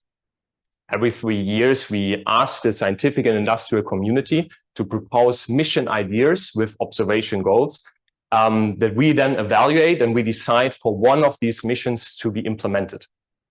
Again, we've been doing this for a long time. So you see a whole suite of different satellites that we're going to implement. I think on 29th, please look it up, 29th of April, we will actually launch biomass down here, which will use a P-band radar to measure the quantity of carbon storage in the forests around the Earth. And now the fun part, we are going to design a magnetometry mission. It's of course a very simplified way to do that, but I want you to introduce a bit how we think, because this is an interdisciplinary workshop, and I think it's useful for me to just show you, like, okay, what is going in our head when we think about space missions and also quantum sensors. So let's say we want a magnetometry mission. Usually this is not how we start. We start from an observation goal. So someone could say, let's provide the best ever survey of the geomagnetic field and its temporal evolution. This is what you write on a short, small napkin or something. We, of course, then need more quantitative requirements. Okay, what does it mean, best ever? What does it mean, geomagnetic field? So we asked the scientists, what is this geomagnetic field? And they figure out and give us the quantities, the strength of the magnetic field, the spatial wavelength, so the spatial extent of these signals around Earth. And you see then, okay, there are a lot of different signals partially overlapping. So if we want to distinguish each other, we will probably need to model one and subtract and things like that. So we have a lot of signals and we say, okay, what do we want to observe? What is the reasonable goal? And let's say someone says, let's just make a line here, 1 nanotesla, very good. Can we do more? That's then the iteration, right? Industry tells you, I only have a sensor that can do that. I only have a platform that can do that, and so forth. You arrive at some objectives. So there are some questions that we then need to ask ourselves. Let's start from, let's just have a magnetometer in Earth's orbit, put it there and let it measure. That would be ideal. We have the first issue. I see that there is the camera image, but the first issue would be, does the satellite measure spatial changes or temporal changes? Imagine it being in orbit, it's moving around. Has the magnetic field changed now really in space? Or is this just something that is temporarily here because now I'm in a different position? How do we solve that? You can use ground-based stationary systems, compare to them, or you use multiple satellites. So quickly, when we want to distinguish that, we arrive at the point that we need a constellation. Then, is the change from solar winds or from Earth? I mentioned the modeling. Probably we need to have good models of solar winds and their effect on the magnetic field, or we embark an additional instrument which measures something that only solar winds do and not a magnetic field. So maybe we add another instrument. Is the change from the ambient magnetic field or from the spacecraft? Now it becomes very interesting because I cannot fly just the instrument and nothing around. I need the whole spacecraft which powers it, which helps it to launch into space. So what we do there is we put the magnetometer very far away from the rest of the satellite, so it doesn't see that much from the noise that comes from the satellite. Where is my satellite? That's the same principle that we use with Google Maps. We put a GNSS receiver on the satellite and then we know where it is. And then where is my satellite pointing? We can use gyroscopes. We can use other magnetometers that compare the direction. But more importantly, when I want to measure magnetic field, it's just not a scalar quantity, it has a direction. So I need to know exactly where my magnetometer is pointing in respect to my satellite reference frame. What we do there is we put star trackers more or less close to the magnetometer, so we know where it's pointing. Yes, and now you should actually be able to come up with a design. I accelerate the process. This is satellite. This is a swarm satellite. So one of the Earth explorers that we launched 2013 to observe the magnetic field. You see we have some magnetometers far away from the platform over here. You see we have the GPS antenna. We have some communication antennas.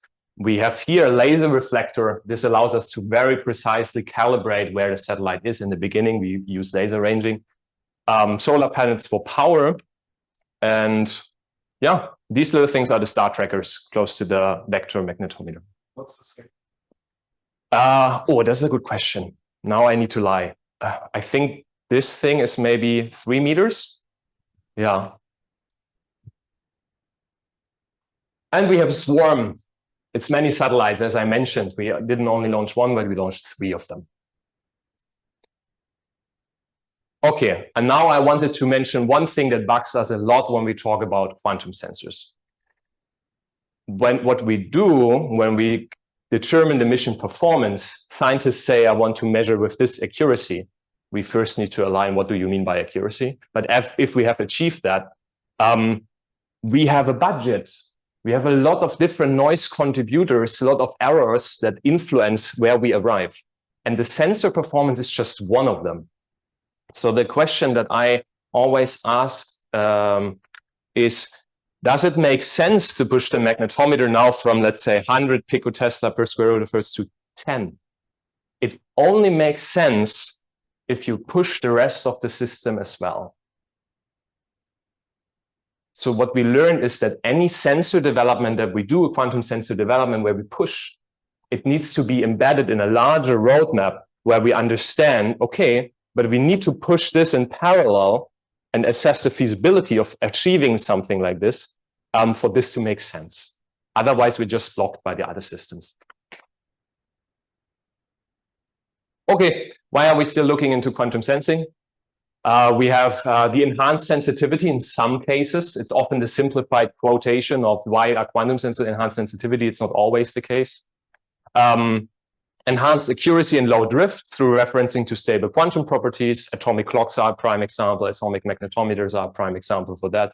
And we just make them work to be now able to be referenced to the fundamental properties.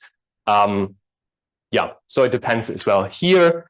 And then this is more the summary. What we find is that we had this also already quoted. It's a bouquet of different sensors with different applications and properties, but some have unique properties, and we want to find out how can we make use of these for better Earth observation missions.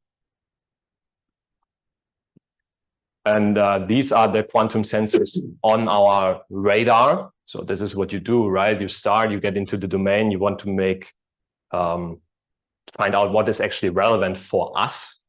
But the very first stage, and I think this was what you call strategic intelligence at the OECD, which we call technology scouting. What's out there? And then you put them in a framework. Again, a simplified framework for our innovation process here. And let me spend a few minutes on that. We have a lot of sensors still in the scouting stage where we say we're just aware that they exist, but we have not run a dedicated study on them. We have not tried to assess in depth if they are useful for us. For some, we have maybe done an internal assessment, for example, squid magnetometers. As soon as we need to go down to 4 Kelvin, this is a very big overhead of cooling power and cooling mass that we need to account for. So until this gets much smaller, or until this becomes very competitive, we keep it probably in the scouting stage. Then we have studies ongoing on levitated nanoparticles, quantum LiDAR, and cold atom interferometry. We have tech feasibility assessments. So this can then now already entail some breadboarding, some hardware activities on Rydberg radiometers, NV magnetometers, and MEMS vapor cell magnetometers. And then we also did an application impact assessment for cold atom interferometry for gravimetry. What we found didn't convince us to go much further. So with Kai, we're back to the cold atom interferometry, to the application scoping and concept specification. And if something very much convinces us and we see there's a clear mission that could go for it, then we might go to prototype development and testing. But for space, this always means quite a big effort. It's quite a big investment, and this needs to be justified. Okay, and now I want to pivot a bit more to the social side by giving credits to everyone who actually does the work. I must say, I think at ESA, I'm in a very luxurious position because I'm allowed to work with the quantum people on space missions. And I've never seen a more engaged and excited community working with us. For them, it's not just another study. Let's just do an ESA study. For them, it's an opportunity working with us. And for me, it's a lot of fun being involved in that. So thanks to all the people who do the work. I wanted to give you some insight. So this is the technical thing. So just in a nutshell, what we have found out on the different technologies so far as a service. On the cold atom interferometers, I just read it out. It might offer improved long-term stability for acceleration measurements, but this aspect is not limiting the performance of future gravity missions. On the NVs, they could become a dominant solution for space-based magnetometry at sensitivities around 100 picotesla, actually quite promising. And the question would be, can we make the long-term stability work? This is what we're working on right now. And on the Rydberg radiometers, they can become more sensitive. It's often quoted, but it's actually not that clear that they can. But we found out there is a way. But we need to sacrifice the frequency's flexibility. We need to say, make it sensitive for this frequency, and then it works. And the question is, can we make an instrument work? Is there a way to increase the bandwidth, and are we looking at the right application? As Kai was mentioning previously, it's early days. We still need to see what is the right fit for it. And now on the ethical quantum technologies, I was wondering, okay, I need to make the link in this community, right? I cannot just do my ESA presentation. I want to still reference that we talk about the iron triangle often in space. For a project, you need to find a balance of quality, scope, and budget of your project. My first intuition, or when I arrived here on Monday in the workshop, was like, yeah, and this is another iron triangle, right? We need to make it work somehow, like technical expertise-driven decisions, strategic alignment with member states and industry, and then some ethical responsibility. And let's see where we can push and make space. Where I want to go to is more like this. Having an integrated view. Do I really need to sacrifice something to make a gain somewhere here, or is there a win-win of all these things? Does strategic alignment actually accelerate what we think should be done? Does ethical responsibility have a long-term effect on what we should do and can do in space? So this is very much a question to the floor, starting point for discussion. And with this, I close my presentation.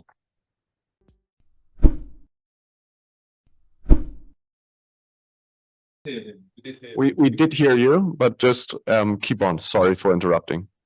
Okay, sorry, I wasn't aware of that.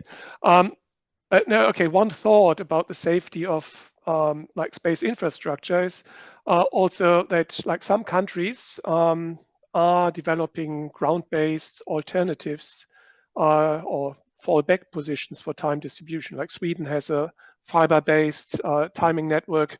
The UK is developing something like that. And of course, China has large areas of ground-based networks also for time distribution.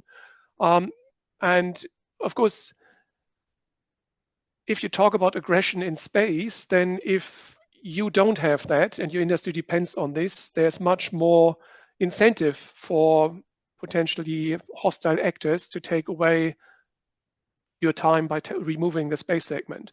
If you have that fallback, you are like a bit more safe, and you might want to link that to the space infrastructure. So I think what I heard, or I interpreted from a talk from Beidou, I'm not sure if it's right, that they are now going from a like 3-level structure in the future, where you have like the high flying GNSS satellites, the ones in LEO, but then also ground-based networks, and like the lower functions are mainly for the high precision functions, because time requirements from industry for the high speed or like high precision synchronization are starting to go beyond what like the conventional satellite navigation systems can deliver.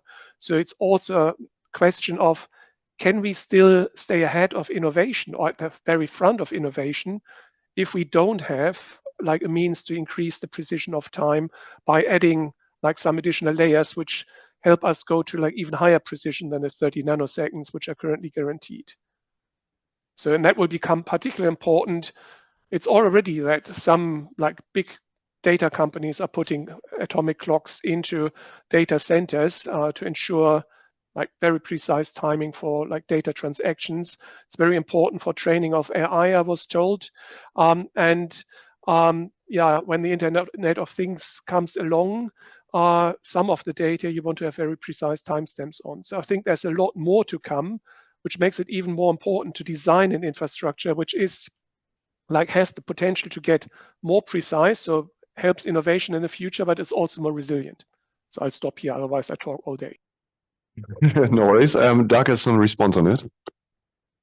Well, I'm just going to ask a question, and feel free. We'll swap roles, so you can also answer as well, or the audience. So, I think one of the things that struck me from today, and also from Laurent's intervention, and also your keynote, Kai, was about where are the serious challenges here. And if you do it very simply and you break it down and say, well, there are technical challenges, there are economic challenges, there are political / geopolitical challenges, perhaps there are legal challenges as well. For quantum and space, or let's say quantum and space plus, because we're talking about terrestrial as well in the connection, where do we see, it's a question to us and maybe the audience if you have an answer, where are the key bottlenecks in quantum and space in the next 5 years? And also Laurent, in terms of your visioning for the future, where do you see where the key issues? So this is a question to all of us. So whoever wants to answer first. From my point of view, at the first time now, it's just a question of national security. So other countries want to be in the really good situation to understanding what happened, and if a war comes in Europe or in US or China, I don't know. We know with the GPS and the tracking and the aircraft and the cyber cloud security for the army, secure the communication. It's very important. So this is the first step. It's just the first step. So all this time enough. That's begin. There are 6 or 7 years. There are a big change in the communication, especially in quantum communication. So, from my point of view, for the time, China is the leaders. It's sure. Nobody wants to talking about, but it's real. It's very real, and it's a course. And if you want to be if you want to be secure, if you want to have the economy of the system, you need to work very fast to understanding what the technology change and what can be do it for tomorrow. I'm sorry, I don't know if I am very clear, but for in 30 years maybe we have a new satellite with AI inside, and quantum network satellite communication and IoT, and all system around the world was working with quantum communication. It's necessary. So if you're waiting again, if you lose your time to doesn't understand what's happened, it's too late. It's very too late. I don't know if je sais pas si je réponds très bien à ta question. No, it's right. I mean, so you're talking about less about hurdles or bottlenecks. You were talking about drivers. In this case, it's a national security as a driver. That's promoting these things. You've talked about a vision. I mean, we haven't talked about it, but there are competing geopolitical blocks. You say China is a leader in these things, and so that's forcing others to be aware that they must move. How to move is another question, and the next level of the question would be, what do you need to untangle to make that work? The technical, economic, political, legal. And yes, I think this vision of, as you said, in 30 years, all of these things will be connected is interesting. But I mentioned it earlier, a little bit about the quantum race, the race to where. We need good visions of what we're trying to achieve if we're racing against others. What do we want to build that's secure in the best way? Are we doing all the same, or can we find I can't say we, because I'm OECD, but if I was speaking as a European, as a European would do. I mean, Kai, does this resonate with your thinking? Now, of course, it's very important to have drivers. And I think, one of the challenges one faces to get quantum technologies into applications is to have anchor customers. And having, like in quantum communication, EuroQCI, IRIS², they are essentially moving forward to provide some of these anchor customers so that actually the technology gets developed, gets deployed, one gets the experience. So this is like very important for the technology development. And in particular for quantum technologies, if we want to deploy them in space, I can say something about technical challenge and hurdle is that we need the optical technologies. So we need optical links, we need high precision lasers, optics on board of the satellites. This is not traditional space technology. This goes beyond what has been before, and while space is great in bringing things from like very low TL from the lab into something which can fly autonomously to TRL9, and it has this traditional like getting across the valley of death and making it work in the application environment, it is very conservative because it's such a tedious journey to do that.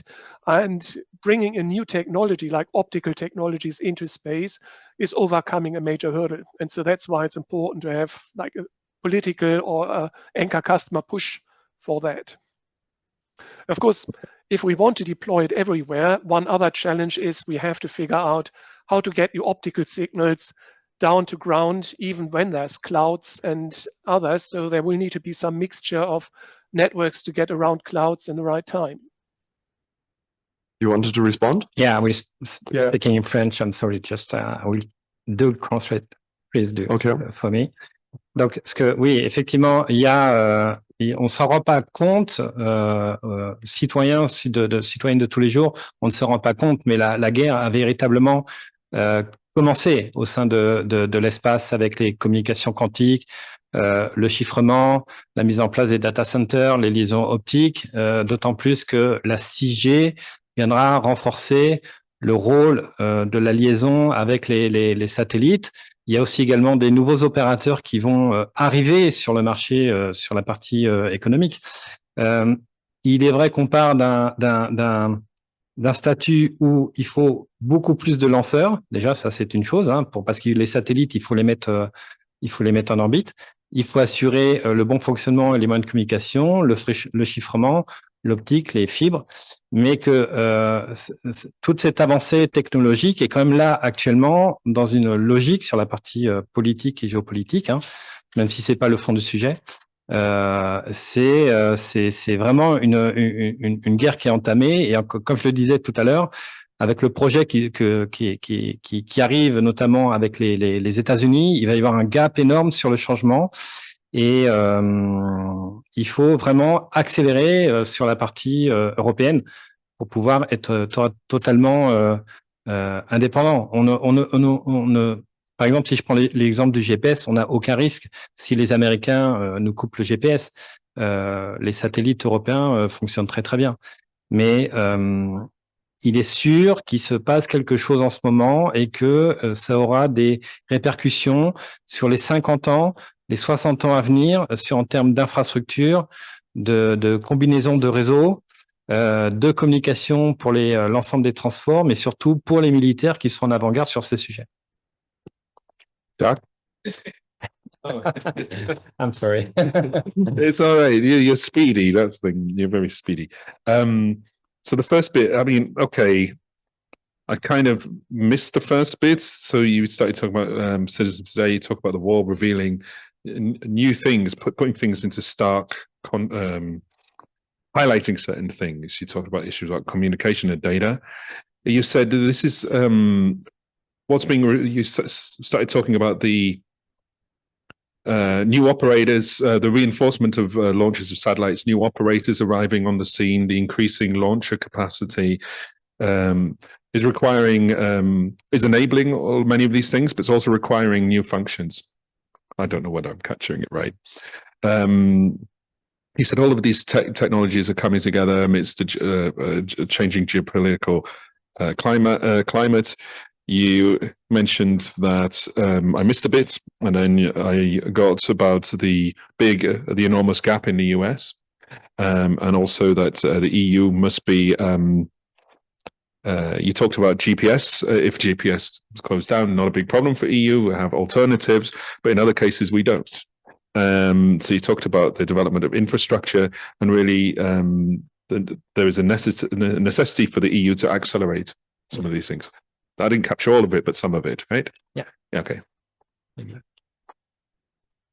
And I want to ask you a question, because like I fully follow the arguments, and I feel we like what we see worldwide geopolitical, it's very clear. Like you see the new space, you see whatever the German ministry just yesterday, which was for former research and development, is now going to become a title of space as well. So like there's some tendency to increase all that.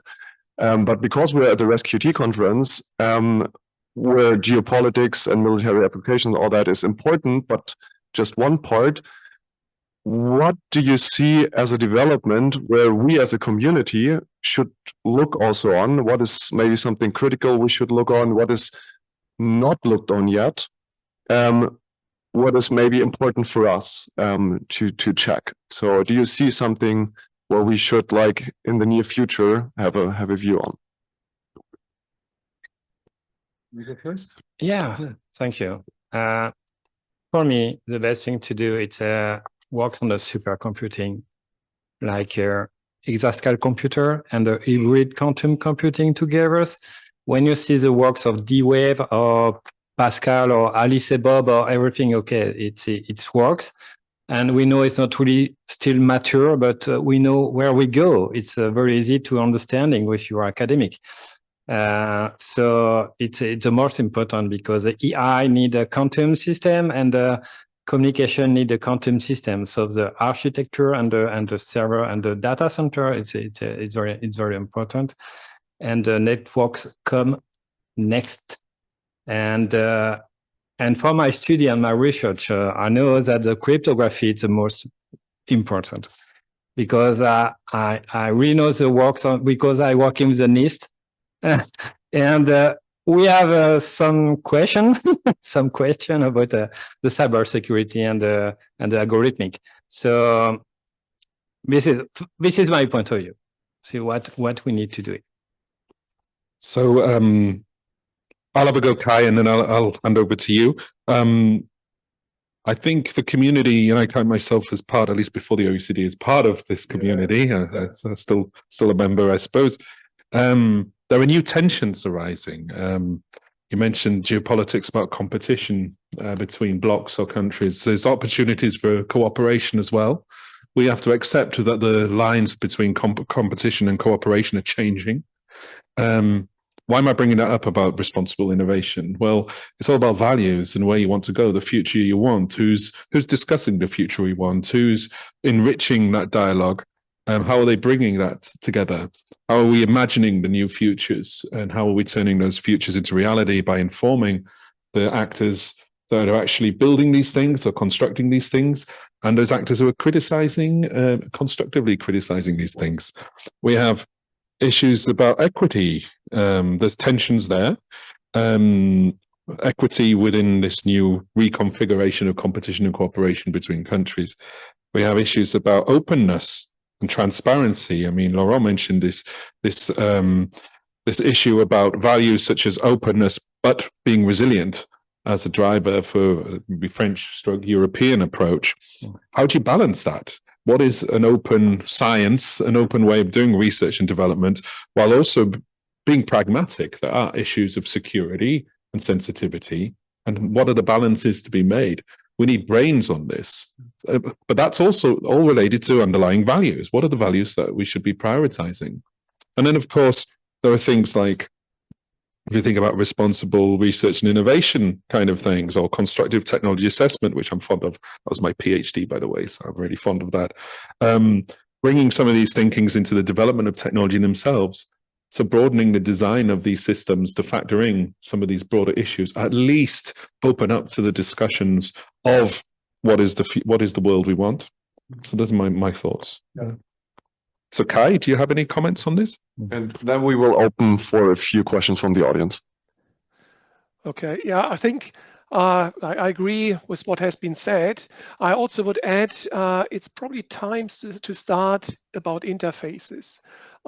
So how do we interface? Okay, on the technological side, how do you interface networks with quantum computers and with quantum sensors to essentially be able to, in a controlled way and in a secure way, to essentially distribute and share data, calculations, and information. And I think that not just only needs interfaces in blocks, but also think about how do we connect the different blocks in a secure way, because at the moment the different blocks all do their own quantum communication networks.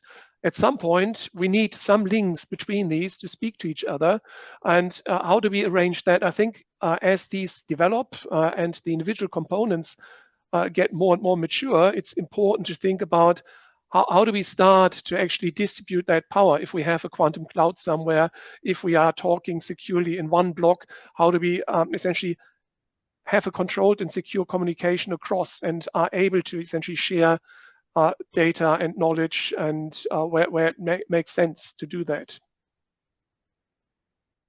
Thanks a lot. There was one question here in the room. Still on? Yeah, it is. I think in adding a comment to what Douglas Robinson was saying, because I really want to, I think, emphasize that as an observation. Across these 4 days, we have multiple times emphasized the words partnerships, collaborations across shared values or around shared values. I don't think we have ever gotten into any definition of what shared values are, and also shared values as a paradigm contains a strong bias towards values that actually are geared towards collaboration and synergy rather than exploitation of potential partners. So if there was a collaboration between two parties that are clearly geared towards protecting their own interests in this partnership, you would not want to forge an alliance with under the paradigm of shared values. So I really appreciated that that was emphasized. And I also want to add that the bias, I think, in Europe that at least I tend to implicitly have is I get along with my neighbor countries. I appreciate them culturally. I appreciate certain kinds of understandings of liberal spirits, of freedom of speech, perhaps, of some kind of base idea of what democracy can be, should be, I just assume to be. And there are so many implicit biases in that come from a certain status of prosperity and social financial security in some way. So by focusing on shared values at the current stage, I think we are already very strongly filtering and deselecting states and humanities that have great potential to align on these human-centered, humanistic values, but are just in an economically too precarious situation to do so. And I think that really omits a lot of potential globally on forging new or strong partnerships. Comments on that? Yeah, sure. Maybe we just. Yeah, so we've been wrestling with this at the OECD about this notion of shared values. So last year we launched what we call the framework for anticipatory governance of emerging technology. If you look at that online, it's easy, just framework anticipatory governance, and you'll find it with the OECD. We identify 12 shared values, but the priorities and what they actually mean differ. We also, as you said, there's a bias towards partnership and consensus where there are differences. And, you know, I was kind of hinting at that a little bit when I was talking about cooperation and competition. At least at the OECD, I mean, we're the Organization for Economic Cooperation and Development, but we understand that countries, even our members, will compete in certain areas and cooperate in others. So how is that changing? And, you know, we can talk about the quantum area, but we talk globally as well. How's that changing? And I also think a little bit, as with, you mentioned it again, and I'm paraphrasing what you say about values. You say current values. And I think this is important because we're anticipating on a future where we're using the framework, the value frames that we have today on the future. And so we should be thinking about how they will change. So this, I've also worked in an area called synthetic biology. We had a workshop last year, a ministerial level event with ministers speaking.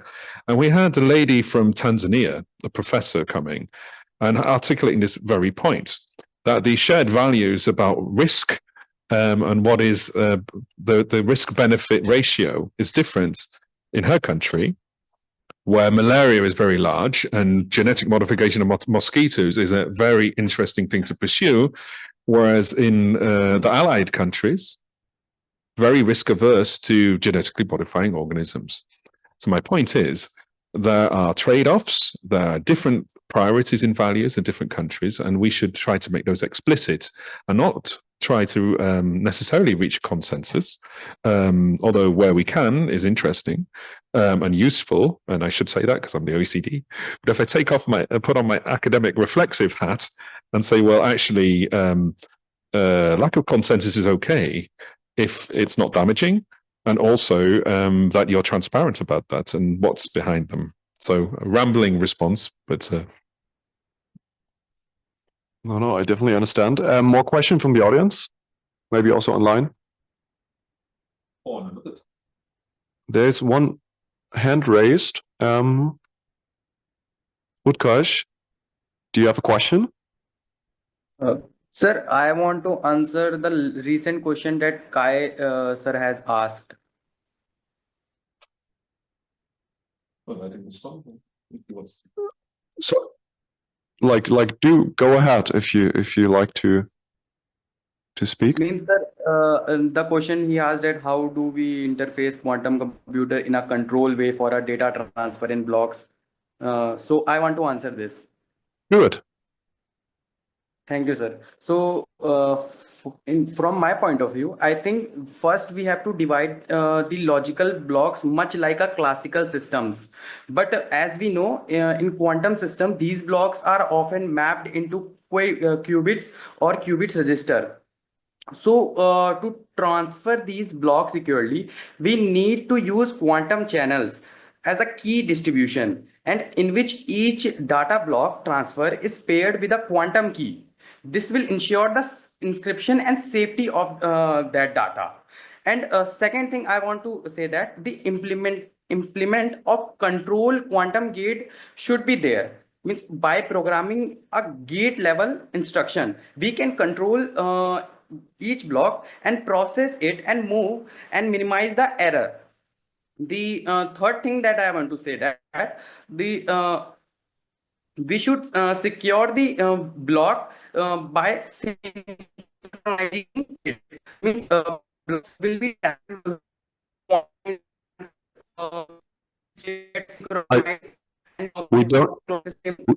we don't hear you clearly anymore. So the second question is broken up, but maybe Kai can respond to the first one. Yeah. Mr. Bongs, do you want to answer the first one? Yeah, okay, that wasn't quite a question, but more a suggestion how to implement it. And so I just want to clarify, I wasn't necessarily referring to the technical implement. Of course, one will have to look at the technical implication, but first of all, I think there needs to be policy decisions and standardization decisions. So how do we standardize the interfaces? And there will be policies involved in deciding like what are the parameters of like what are we sharing, how is it, like what are the boundary conditions of sharing in different circumstances. I think that's an important thing to start thinking about so that the people who do the hardware or the codes and algorithms associated with that actually know in which direction they have to design like the schemes they are implementing. True. I see nodding here in the audience as well. Yeah. We're already 11 minutes in the break. Is there something you wanted to add to the discussion, like from the audience or also from the panel? Some direction you want to give, some outline you want to give? Yeah, from my point of view, it's my personal view. The best thing to do is to work with the academic and in research and student and giving to hold all we need to work and build a real ecosystems. From my point of view, the solution is there. Okay, if you need the academic, we need the research, we need money for the research, we need everything because the future is in place. So we need a PhD and we need a student in Europe, please. And this is my last word. Yeah, I hear a strong emphasis on education and like getting more people involved. Doug? Yeah, I would take that further in saying get serious.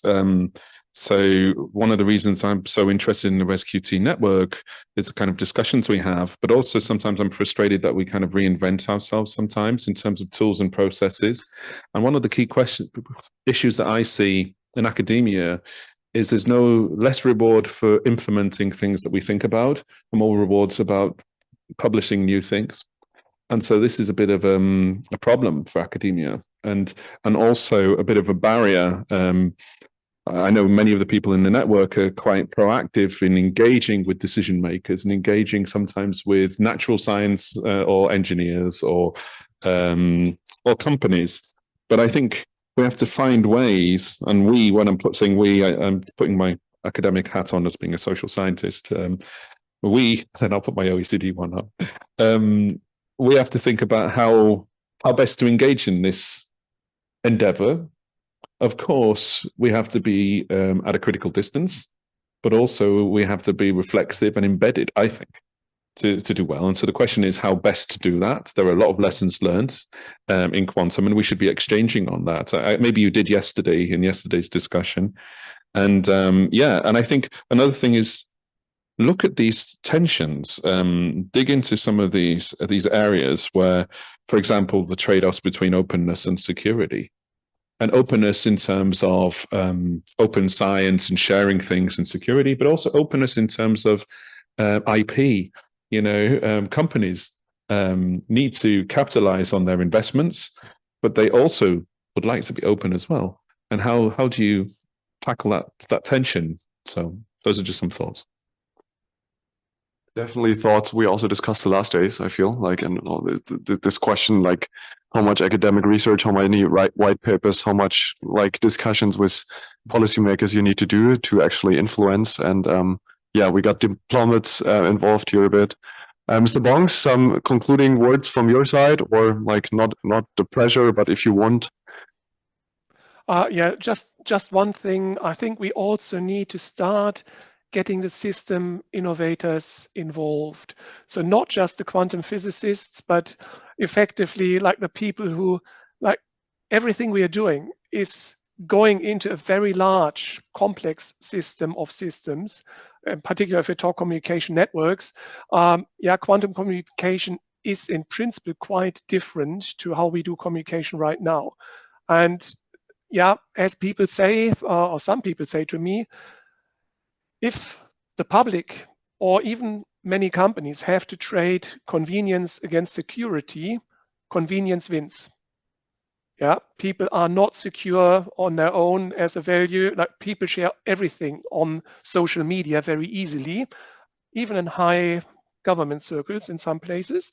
Yeah, it's just convenience. So we have to keep very much in mind, how do we design the system that actually the new technology comes to the end user and accepted by the end user. And it's not just hard arguments like security. It needs to have some like design principles from the system innovators, system designers to fulfill the real needs of the people and the companies. Yeah. I feel these were strong last words, actually. And I'm very happy we started at least this discussion, knowing the intersection between quantum and space, but I feel that also holds for different kinds of intersections. So I would say thanks for this panel. We're going to have a break until 2, yeah. And so we meet after 2 again, and for the online ones we give you a text. And so see you later. Okay, thank you.